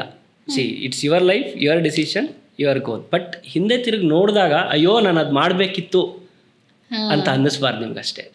ಸೊ ನೀವು 10,000 ಸಂಬಳ ತೊಗೊಂಡು ಲೈಫ್ ಹ್ಯಾಪಿಯಾಗಿ ಲೀಡ್ ಮಾಡ್ತಿದ್ರೆ ದಟ್ಸ್ ಫೈನ್. ಸೊ ಕೋಟಿನೇ ದುಡಿಬೇಕು ಅಂತೇನಿಲ್ಲ. But end of the day ಇನ್ನೊಬ್ರು ನೋಡಿ ನನಗೆ ಅದಿಲ್ವಲ್ಲ ಅಥವಾ ನಾನು ಅದು ಮಾಡಬೇಕಿತ್ತು ಅನ್ನೋ ರಿಗ್ರೆಟ್ ಇಲ್ಲ ಅಂದರೆ you are living a good life. ಅದರಲ್ಲಿ ಏನೂ ತಪ್ಪಿಲ್ಲ. You don't compare anybody. Spiritual ಅಂತ ಕರೀತಾರೆ. ನನಗೆ ಏನು ಬೇಕೋ ಅದು ಬೇರೆಯವರಿಂದ ಇನ್ಫ್ಲೂಯೆನ್ಸ್ ಆಗೋದಾಗಿರ್ಬೋದು ಅಥವಾ ಸರೌಂಡಿಂಗಿಂದ ಇನ್ಫ್ಲೂಯೆನ್ಸ್ ಆಗೋದಾಗಿರ್ಬೋದು ಇರಬಾರ್ದು. ಸೊ ಆ ರೀತಿ ನೀವು ಮಾಡ್ತಿದ್ದೀರಾ ಅಂದರೆ definitely you are doing a good life ಅಥವಾ you are living a good life. But sacrifice ಮಾಡಿಕೊಂಡು ಅಥವಾ ಅದು ಬೇಕು ನನಗೆ ಸಿಗ್ತಾ ಇಲ್ಲ, ನನಗಿದು ಬೇಕೇ ಬೇಕಿತ್ತು ಅಥವಾ ರಿಗ್ರೆಟ್ ಮಾಡ್ತಾ ಇದ್ದೀರಾ ಅಂತಂದರೆ ವರ್ಕ್ ಮಾಡಿ, ಆಚೆಗೆ ಬನ್ನಿ, ಕಲೀರಿ, ಏನು ಬೇಕೋ ಅದನ್ನು ಅಚೀವ್ ಮಾಡೋದಕ್ಕೆ ವರ್ಕ್ ಮಾಡಲೇಬೇಕಾಗುತ್ತೆ. ಕಂಫರ್ಟ್ ಝೋನಲ್ಲಿ ಕೂತ್ಕೊಂಡು ಬೇಕು ಅಂದಿದ್ದೆಲ್ಲ ಸಿಗೋದಿಲ್ಲ. ನನ್ನ ರೀಲ್ಸಲ್ಲೆಲ್ಲ ಹೇಳ್ತಾ ಇರ್ತೀನಿ, ದುಡಿಯೋಕ್ಕೆ ಏನು ಮಾಡಬೇಕೋ ಅದನ್ನು ಮಾಡೋದ್ರಿಂದ ದುಡ್ಡು ಬರುತ್ತೆ ಹೊರತು ಮನ್ಸಿಗೆ ಬಂದಿದ್ದನ್ನೆಲ್ಲ ಮಾಡೋದ್ರಿಂದ ದುಡ್ಡು ಬರೋದಿಲ್ಲ. ಐ ರಿಪೀಟ್, ದುಡಿಯೋದಕ್ಕೆ ಏನು ಮಾಡಬೇಕೋ ಅದನ್ನು ಮಾಡೋದ್ರಿಂದ ದುಡ್ಡು ಬರುತ್ತೆ ಹೊರತು ಮನ್ಸಿಗೆ ಬಂದಿದ್ದನ್ನೆಲ್ಲ ಮಾಡೋದ್ರಿಂದ ದುಡ್ಡು ಬರೋದಿಲ್ಲ. ಮೆಜಾರಿಟಿ ಆಫ್ ದ ಪೀಪಲ್ ಏನು ಮಾಡ್ತಿದ್ದಾರೆ, ಅವ್ರ ಮನ್ಸಿಗೆ ಏನು ಬರುತ್ತೆ ಅದನ್ನು ಮಾಡ್ತಿದ್ದಾರೆ, ಆಟೋಮೆಟಿಕಲಿ ದುಡ್ಡು ಬರುತ್ತೆ. ಇನ್ನು ಕೆಲವ್ರದ್ದು ಫೇಮಸ್ ಡೈಲಾಗ್, ನನಗೆ ಗೊತ್ತಿಲ್ಲ ಅನ್ನೋ ತಪ್ಪೇ ಅಲ್ಲ. ಬಟ್ ನಿಮಗೆ ಗೊತ್ತಿಲ್ಲ ಅನ್ನೋದು ಗೊತ್ತಾದ ಮೇಲೂ ಗೊತ್ತು ಮಾಡ್ಕೊಳ್ಳದೆ ಇರೋದಿದೆಯಲ್ಲ, this is really very very nice point. ಹೌದು. ಸೊ ಏನಾಗುತ್ತೆ, ರೀಸನ್ ಇಟ್ಕೊಂಡು ಕೂತ್ಕೊಂಡ್ಬಿಡ್ತಾರೆ. ನನಗೆ ಗೊತ್ತಿಲ್ಲ ಅನ್ನೋ ರೀಸನ್ ಇಟ್ಕೊಂಡೇ ಜೀವನ ಕಳೀತಾರೆ. ಬಟ್ ಗೊತ್ತಿಲ್ಲ ಅಂದರೆ ಗೊತ್ತು ಮಾಡ್ಕೋಬೋದಲ್ಲ. Correct. Hire a mentor, invest time, learn, and get what you want ಅಲ್ಲ. ಆ ಆ್ಯಟಿಟ್ಯೂಡ್ ಇಲ್ಲ. ಇವತ್ತು ಪ್ರಾಬ್ಲಮ್ ಇರೋದು ಮೈಂಡ್ ಸೆಟ್ಟಲ್ಲಿ. ಸ್ಕಿಲ್ ಇಲ್ಲ ಅಥವಾ ನನಗೆ ಮಾಡೋಕ್ಕಾಗಲ್ಲ ಅದೆಲ್ಲ ಏನೂ ಇಲ್ಲ. ಆ ಮೈಂಡ್ ಸೆಟ್ ಇಲ್ಲ, ಆ ಗೋ ಗೆಟರ್ ಆ್ಯಟಿಟ್ಯೂಡ್ ಇಲ್ಲ. ಆಮೇಲೆ ಕಂಫರ್ಟ್ ಝೋನ್, ಗ್ರೌಂಡ್ಗೆ ಇಳಿದು ವರ್ಕ್ ಮಾಡುವಂಥ ಇದಿಲ್ಲ, ಏನಿಲ್ಲ. ನನಗೆ ಆರಾಮಾಗೇ ಇರಬೇಕು, ಆರಾಮಾಗಿ ನನ್ನ ಟೇಬಲ್, ನನ್ನ ಕಂಫರ್ಟ್ ಝೋನ್ ಒಳಗೆ ಏನು ಬರುತ್ತೆ ಅದನ್ನು ಮಾತ್ರ ತೊಗೋತೀನಿ ಅಂತಂದರೆ ಇವತ್ತು ತಗೋಬೇಕು ಲೈಫಲ್ಲಿ ನಾನು. ಆ ಥರ ಇದ್ದವರು ಲೈಫ್ ಲಾಂಗ್ ಕಷ್ಟಪಟ್ಕೊಂಡೇ ಇರ್ತಾರೆ ಹೊರತು ಸಂತೋಷವಾಗಿರೋಕ್ಕಂತೂ ಆಗೋದಿಲ್ಲ. ಅದು ಗೊತ್ತೇ ಆಗಲ್ಲ ಅವರಿಗೆ. 50 ವರ್ಷ ಆದಮೇಲೆ ಹಿಂದೆ ತಿರುಗಿ ನೋಡ್ತಾರೆ, ಅಯ್ಯೋ ಇಷ್ಟೊಂದು ಕಷ್ಟಪಟ್ಕೊಂಡು ಬಂದಲ್ಲ. ಅದೇ 5 ವರ್ಷ ಕರೆಕ್ಟಾಗಿ ಕಷ್ಟಪಟ್ಬಿಟ್ಟಿದ್ರೆ 50 ವರ್ಷ ಆರಾಮಾಗಿ ಎಂಜಾಯ್ ಮಾಡ್ಬೋದಿತ್ತು ಅನ್ನೋದು ಆ ಟೈಮಲ್ಲಿ ಗೊತ್ತಾಗುತ್ತೆ. ಬಟ್ ಯೂಸ್ ಇರೋದಿಲ್ಲ. Very right. ಮುಂದೆ ವಿಷನ್ ಏನು, what is that your, because you know lot of things like you know ಟೈಸಿ ಒಂದು, ಮತ್ತು ಪೀಪಲ್ ಮೆಕ್ಯಾನಿಕ್ಸ್ ಒಂದು, and you're also an advocate for the entrepreneurs. So you have different platforms. So what's your next vision, where do you want to focus? First thing ನನ್ನೊಂದು ಇದಿದೆ, ಆಡು ಮುಟ್ಟದ ಸೊಪ್ಪಿಲ್ಲ ಅಂತ ನಮ್ಮ ಕಡೆಯಿಂದ ಅವ್ನಿಗೆ ಅದೇ ಹೇಳ್ತಾರೆ. ಸೊ ನಾನು ಇಲ್ಲದೆ ಇರೋ ಇಂಡಸ್ಟ್ರಿನೇ ಇಲ್ಲ ಅಂತ. ಅಂದರೆ ಎಂಥ ಇಂಡಸ್ಟ್ರಿ ಆಗಲಿ ಆ ಇಂಡಸ್ಟ್ರಿನಲ್ಲಿ ನಂದೊಂದು ಹ್ಯಾಂಡ್ ಇರಬೇಕು ಅನ್ನೋದು. ಅಂದರೆ ಎಲ್ಲ ಫೀಲ್ಡಲ್ಲೂ ನಾನೊಂದು ಬಿಸ್ನೆಸ್ ಸ್ಟಾರ್ಟ್ ಮಾಡಬೇಕು. That is a main vision. And ಕರ್ನಾಟಕನ ನಂಬರ್ 1 ಸ್ಟೇಟ್ ಫಾರ್ ಆಂಟ್ರಪ್ರನರ್ಸ್ ಈ ರೀತಿ ಮಾಡಬೇಕು ಅನ್ನೋವಂಥದ್ದು ಒಂದಿದೆ. ಯಾಕೆಂದರೆ ಇವತ್ತು ತುಂಬ ಜನ ಇದಿದೆ, ಇವತ್ತೇನು ಇಂಗ್ಲೀಷಲ್ಲಿ ಮಾತಾಡಿದ್ರೆ ಮಾತ್ರನೇ ಅವ್ನು ಬುದ್ಧಿವಂತ ಅನ್ನೋಂಥ ಒಂದು ಮೈಂಡ್ ಸೆಟ್ ಇದೆ ಎಷ್ಟೋ ಜನ, ಎಸ್ಪೆಷಲಿ ಸ್ಟೂಡೆಂಟ್ಸಿಗೆ ಬಂದುಬಿಟ್ಟಿದೆ. ಸೊ ಕನ್ನಡದಲ್ಲೇ ಯಾಕೆ ನಮ್ಮ ಕೆಲಸಗಳೆಲ್ಲ ಕನ್ನಡದಲ್ಲೇ ನಡೀತಿದೆ. ಯಾಕಂತಂದರೆ ಇವತ್ತು ಎಷ್ಟೋ ಜನಕ್ಕೆ ಟ್ಯಾಲೆಂಟ್ ಇದೆ, ಇಂಗ್ಲೀಷ್ ಅನ್ನೋದು ಒಂದು ಲ್ಯಾಂಗ್ವೇಜ್ ಅನ್ನೋದು ಗೊತ್ತಿಲ್ಲ. ಸೊ ಅವ್ರನ್ನೆಲ್ಲರನ್ನೂ ಮೇಲ್ ತರಬೇಕು. ನಿಜವಾಗ್ಲೂ ಹಸಿವಿರುವಂಥ ಹುಡುಗರನ್ನ, ನಿಜವಾಗ್ಲೂ ನಾನೇನಾದರೂ ಸಾಧಿಸಬೇಕು ಅನ್ನೋ ಮೈಂಡ್ ಸೆಟ್ ಇರೋ ಪ್ರತಿಯೊಬ್ಬರು ಸ್ಟೂಡೆಂಟ್ಸನ್ನು ನಮ್ಮ ಟೀಮಲ್ಲಿ ಹಾಕ್ಕೊಂಡು, ನಾನೇ ಎಲ್ಲ ಬಿಸ್ನೆಸ್ಸು ಮಾಡೋಕ್ಕಾಗಲ್ಲ. So we are creating leaders for the business. ನಾವೇನು ಮಾಡ್ತೀವಿ, ಸ್ಕ್ರ್ಯಾಚಿಂದ ಒಂದು ಬಿಸ್ನೆಸ್ ವರ್ಕ್ ಮಾಡ್ತೀವಿ. ಸೊ ಸಿಸ್ಟಮ್ ಕ್ರಿಯೇಟ್ ಮಾಡ್ತೀವಿ, ಪ್ಯಾರಲಲ್ಲಿ ಲೀಡರ್ಸ್ ಕ್ರಿಯೇಟ್ ಮಾಡ್ತೀವಿ, ಹ್ಯಾಂಡ್ ಓವರ್ ಮಾಡ್ತೀವಿ. ಈ ಬಿಸ್ನೆಸ್ ನಿಂದು ತಗೋ, 10% ಬೇಕಾ, 20% ಬೇಕಾ, 30% ಬೇಕಾ, ಸೊ ನಡೆಸ್ಕೊಂಡು. So this is what my vision. ಎಲ್ಲ ಬಿಸ್ನೆಸ್ಸಲ್ಲೂ ಹೋಗ್ತೀನಿ, I will study the process, I will create uniqueness, I will create a system, then I will create a leader, hand over ಮಾಡ್ತೀನಿ, ಬರ್ತೀನಿ. So this is how I want to create a number of businesses and make Karnataka number 1. That's a wonderful vision. ಈಗ ಹೆಂಗಿದೆ ಅಂದರೆ, every river faces a rock, right? The flow is just not that, but it is all about how you are shaping up that path is very very important. I think very very neat and nicely put across, and I love the vision that you have. Because today ellaru comfort zone and ಕೂತ್ಕೊಂಡು ತಿಂದರೆ ಸಾಕಪ್ಪ ಅನ್ನೋ ಥರ ಜೀವನ. ಎಲ್ಲರೂ ತುಂಬ lazy, especially when it comes to the technology which is improved.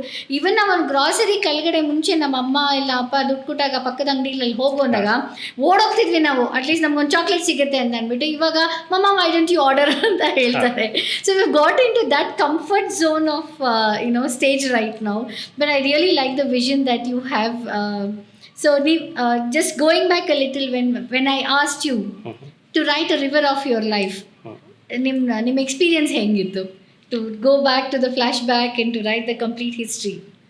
ತುಂಬ ಚೆನ್ನಾಗಿತ್ತು. ಒಂಥರ ಅಂದರೆ ಎಲ್ಲದನ್ನೂ ನಾನಿವಾಗ ನೆನಪು ಮಾಡ್ಕೊಂಡಂಗೆ ಆಯಿತು. ಫಸ್ಟ್ ನನಗೆ ಕಂಪ್ಲೇಂಟ್ ಇತ್ತು ಒಂದು, ಏನಂತಂದರೆ ನನ್ನ ಮೆಂಟರ್ಸ್ ಇರ್ಬೋದು, ನನ್ನ ಸುತ್ತಮುತ್ತ ಇರೋರು ಇರ್ಬೋದು, ನೀನು ಒಂದನ್ನು ಜಾಸ್ತಿ ಫೋಕಸ್ ಮಾಡೋದಿಲ್ಲ, ನೀನು ಒಂಥರ ಏನಂತಾರೆ ಫಿಕಲ್ ಮೈಂಡ್ ಇರ್ತಾರೆ, ಅಲ್ಲಿಯೂ ಮಾಡ್ತೀನಿ, ಅದಕ್ಕೆ ಹೋಗ್ತೀನಿ, ಇದಕ್ಕೆ ಹೋಗ್ತೀನಿ ಅಂತ. That is one of your greatest drawback ಅಂತ ಹೇಳು. ಸೊ ನನಗೆ ಮೊದಲಿಂದ ಅದೊಂದು ಆ್ಯಟಿಟ್ಯೂಡ್ ಇದೆ, ಯಾರು ಇದು ನಿನ್ನ ಕೈಲಿ ಆಗಲ್ಲ ಅಂದರೆ I am the first person to prove them you are wrong. Very nice. ಇಲ್ಲೂ ಅದನ್ನೇ ಅಪ್ಲೈ ಮಾಡಿದೆ. ಸಿಂಪಲಾಗಿ ಹೇಳಿ, ನಾನು ಎಲ್ಲ ಬಿಸ್ನೆಸ್ಸು ಬೇಕು, ನಾನು ಒಬ್ಬನೇ ಇರೋಕ್ಕಾಗಲ್ಲ, I am a fickle mind, ನಂಗೆ ಅರ್ಥ ಆಯಿತು. ಬಟ್ 1 or 2 years ಫೋಕಸ್ ಮಾಡ್ತೀನಿ, ಆ ಬಿಸ್ನೆಸ್ನ ಇದು ಮಾಡ್ತೀನಿ, I will create a leader so that I can be in to an number of businesses. ಅಲ್ಲೂ ಆ ಆ್ಯಟಿಟ್ಯೂಡ್ ವರ್ಕ್ ಮಾಡ್ತು. ಇವಾಗ ಅದೆಲ್ಲ ನೆನಪಾಯ್ತು ಒಂದು ಕಡೆಯಿಂದ ಇವತ್ತು ನೋಡಿದಾಗ. ಸೊ ನಿಮ್ಮ ಜೊತೆ ಮಾತಾಡ್ತಾ ಎಲ್ಲ ನೆನಪಿಸ್ಕೊಂಡಾಗ yes, it's a good life I did. Very nice. What you think about this show midway masters? ತುಂಬಾ ಖುಷಿ ಆಯಿತು. And thank you so much for the opportunity. ನೀವು ಫಸ್ಟ್ ಕರೆದಾಗ ನಾನು ಖುಷಿಯಿಂದ ಒಪ್ಕೊಂಡೆ. ಬಟ್ ಇಲ್ಲಿಗೆ ಬಂದಾಗ ಸೊ ಹಿಂದೆ ತಿರುಗಿ ನೋಡಿದಾಗ ಹೌದಪ್ಪ, I lived my life better way ಅಂತ ಒಂದು ಸ್ಯಾಟಿಸ್ಫ್ಯಾಕ್ಷನ್ ಸಿಗ್ತಾ ಇದೆ. And thank you so much for that. Thank you so much for being a part of this show. And I think ಯಾರು ನೋಡ್ತಿದ್ದಾರೆ ಈ ಶೋನ, people who have hesitated, okay ನನಗೆ ಬಿಸ್ನೆಸ್ಗೆ ದುಡ್ಡೇ ಬೇಕು, ಇನ್ವೆಸ್ಟ್ಮೆಂಟೇ ಬೇಕು, ಇವತ್ತು ದುಡ್ಡು ಹಾಕಿದ ತಕ್ಷಣ ನಾಳೆ ನಾನು ದುಡ್ಡು ಮಾಡಿಬಿಡ್ಬೋದು ಅನ್ನೋ ಮೈಂಡ್ಸೆಟ್ ಇರೋರಿಗೆ definitely this will be a good learning platform for them. Okay, so I wish you all the very best and thank you so much for being a part of this show. Thank you so much. ಇನ್ನೊಂದು small request, Yes, please. ಯಾರಾದರೂ ಈ education ಫೀಲ್ಡಲ್ಲಿ ಇರೋರು ಅವರ ಒಂದು school ಅಥವಾ ಕಾಲೇಜಿನ ದೊಡ್ಡ ಮೊತ್ತದಲ್ಲಿ ತೊಗೊಂಡು ಹೋಗಬೇಕು ಅಂತಿದ್ರೆ they can directly contact us. So that ನಮ್ಮ ಹತ್ರ ಒಳ್ಳೆ ಸ್ಟ್ರಾಟಜೀಸ್ ಇದೆ. ವಿತಿನ್ 5 years ಅವ್ರು ಯಾವುದೇ ಫೀಲ್ಡಲ್ಲಿರಲಿ ಅವರ ಬಿಸ್ನೆಸ್ಸನ್ನು ನಂಬರ್ 1 ಬಿಸ್ನೆಸ್ ಆಗಿ ಮಾಡ್ತೀವಿ. ಆ್ಯಂಡ್ ಬಿಸ್ನೆಸ್ ಕ್ಲಿನಿಕ್ ಅಂತಲೂ ಇದೆ, ಅಲ್ಲೂ ಕೂಡ ಈಗ ನಿಮ್ಮ ಬಿಸ್ನೆಸ್ಸಲ್ಲಿ ಏನೇ ಪ್ರಾಬ್ಲಮ್ ನೀವು ಫೇಸ್ ಮಾಡ್ತಿದ್ರು you can contact us. Business clinic ಅಂತ ನಮ್ಮದು ಇನ್ಸ್ಟಾಗ್ರಾಮ್ ಪೇಜ್ ಇದೆ, ಅಥವಾ ನನ್ನ ನಂಬರ್ನ ಇಲ್ಲಿ ಮೆನ್ಷನ್ ಮಾಡಿರ್ತೀವಿ. So you can directly or if you want to start your own business, contact ಮಾಡಿ, will definitely help you out. Definitely. I'm definitely going to put this across because your journey has been, graph ಹಿಂಗೆ ಹೋಗಿದೆ, ಹಿಂಗೆ ಹೋಗಿದೆ ಅದು, because you started as a failure. Yes. Okay, you tasted the flavor of that. ಅದಾದಮೇಲೆ with a strong attitude, ಇಲ್ಲ I want to, ನೀವು ಇವಾಗ ಹೇಳಿದ್ರಿ ಅಲ್ವಾ ಒಂದು ಸ್ವಲ್ಪ ಹಿಂದೆ, ಸೇಯಿಂಗ್ ದಟ್ ಯಾರು ನಾನು ಸರಿ ಇಲ್ಲ ಅಂತ ಹೇಳಿದ್ರು I will prove them wrong.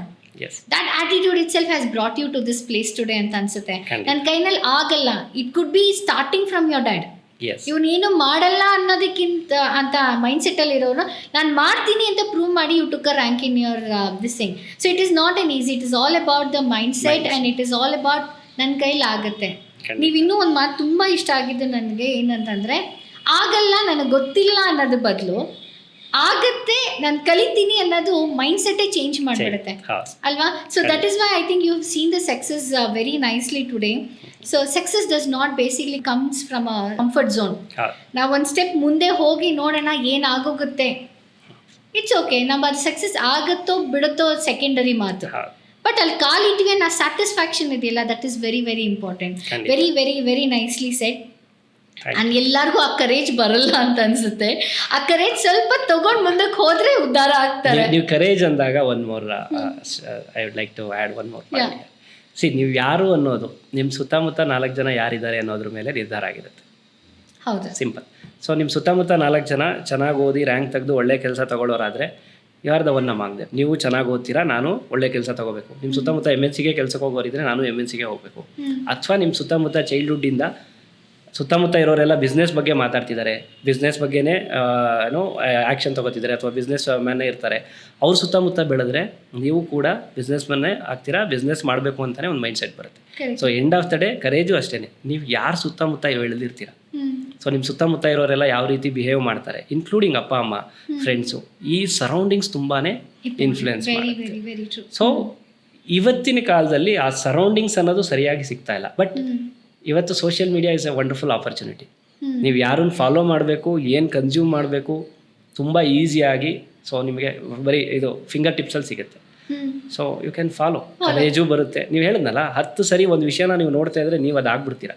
Correct, ಹೌದು. ಸೊ ಇನ್ನೂ ಸಿಂಪಲ್ ಆಗಿ ಹೇಳ್ಬೇಕು ಅಂದರೆ ಕಾಗೆನ ನೀವು 10 ಸರಿ ನೋಡಿದ್ರೆ ಕಾಗೆನೂ ತುಂಬ ಚೆನ್ನಾಗೇ ಕಾಣುತ್ತೆ. ಅದೇ ಥರ ಮೈಂಡ್ ಸೆಟ್ಟು ಅಷ್ಟೇ, ನೀವು ಏನು ಜಾಸ್ತಿ ಕನ್ಸ್ಯೂಮ್ ಮಾಡ್ತೀರಾ ರೆಗ್ಯುಲರ್ಲಿ ಅದು ನೀವು ಆಗ್ತೀರಾ ಅಂತ. ಹಾಗಾಗಿ ಸರೌಂಡಿಂಗ್ಸ್ ಕ್ರಿಯೇಟ್ ಮಾಡೋದು ಇವತ್ತು very easy. So through social media correct ವೇನಲ್ಲಿ ಉಪಯೋಗಿಸ್ಕೊಂಡ್ರೆ ಆ ಆ್ಯಟಿಟ್ಯೂಡು ಆರಾಮಾಗಿ ಬಂದ್ಬಿಡುತ್ತೆ. Very true, very, very true. And thank you so much for being a part of this show. Hi everyone, I hope you had a great time. Lot of tips from this episode.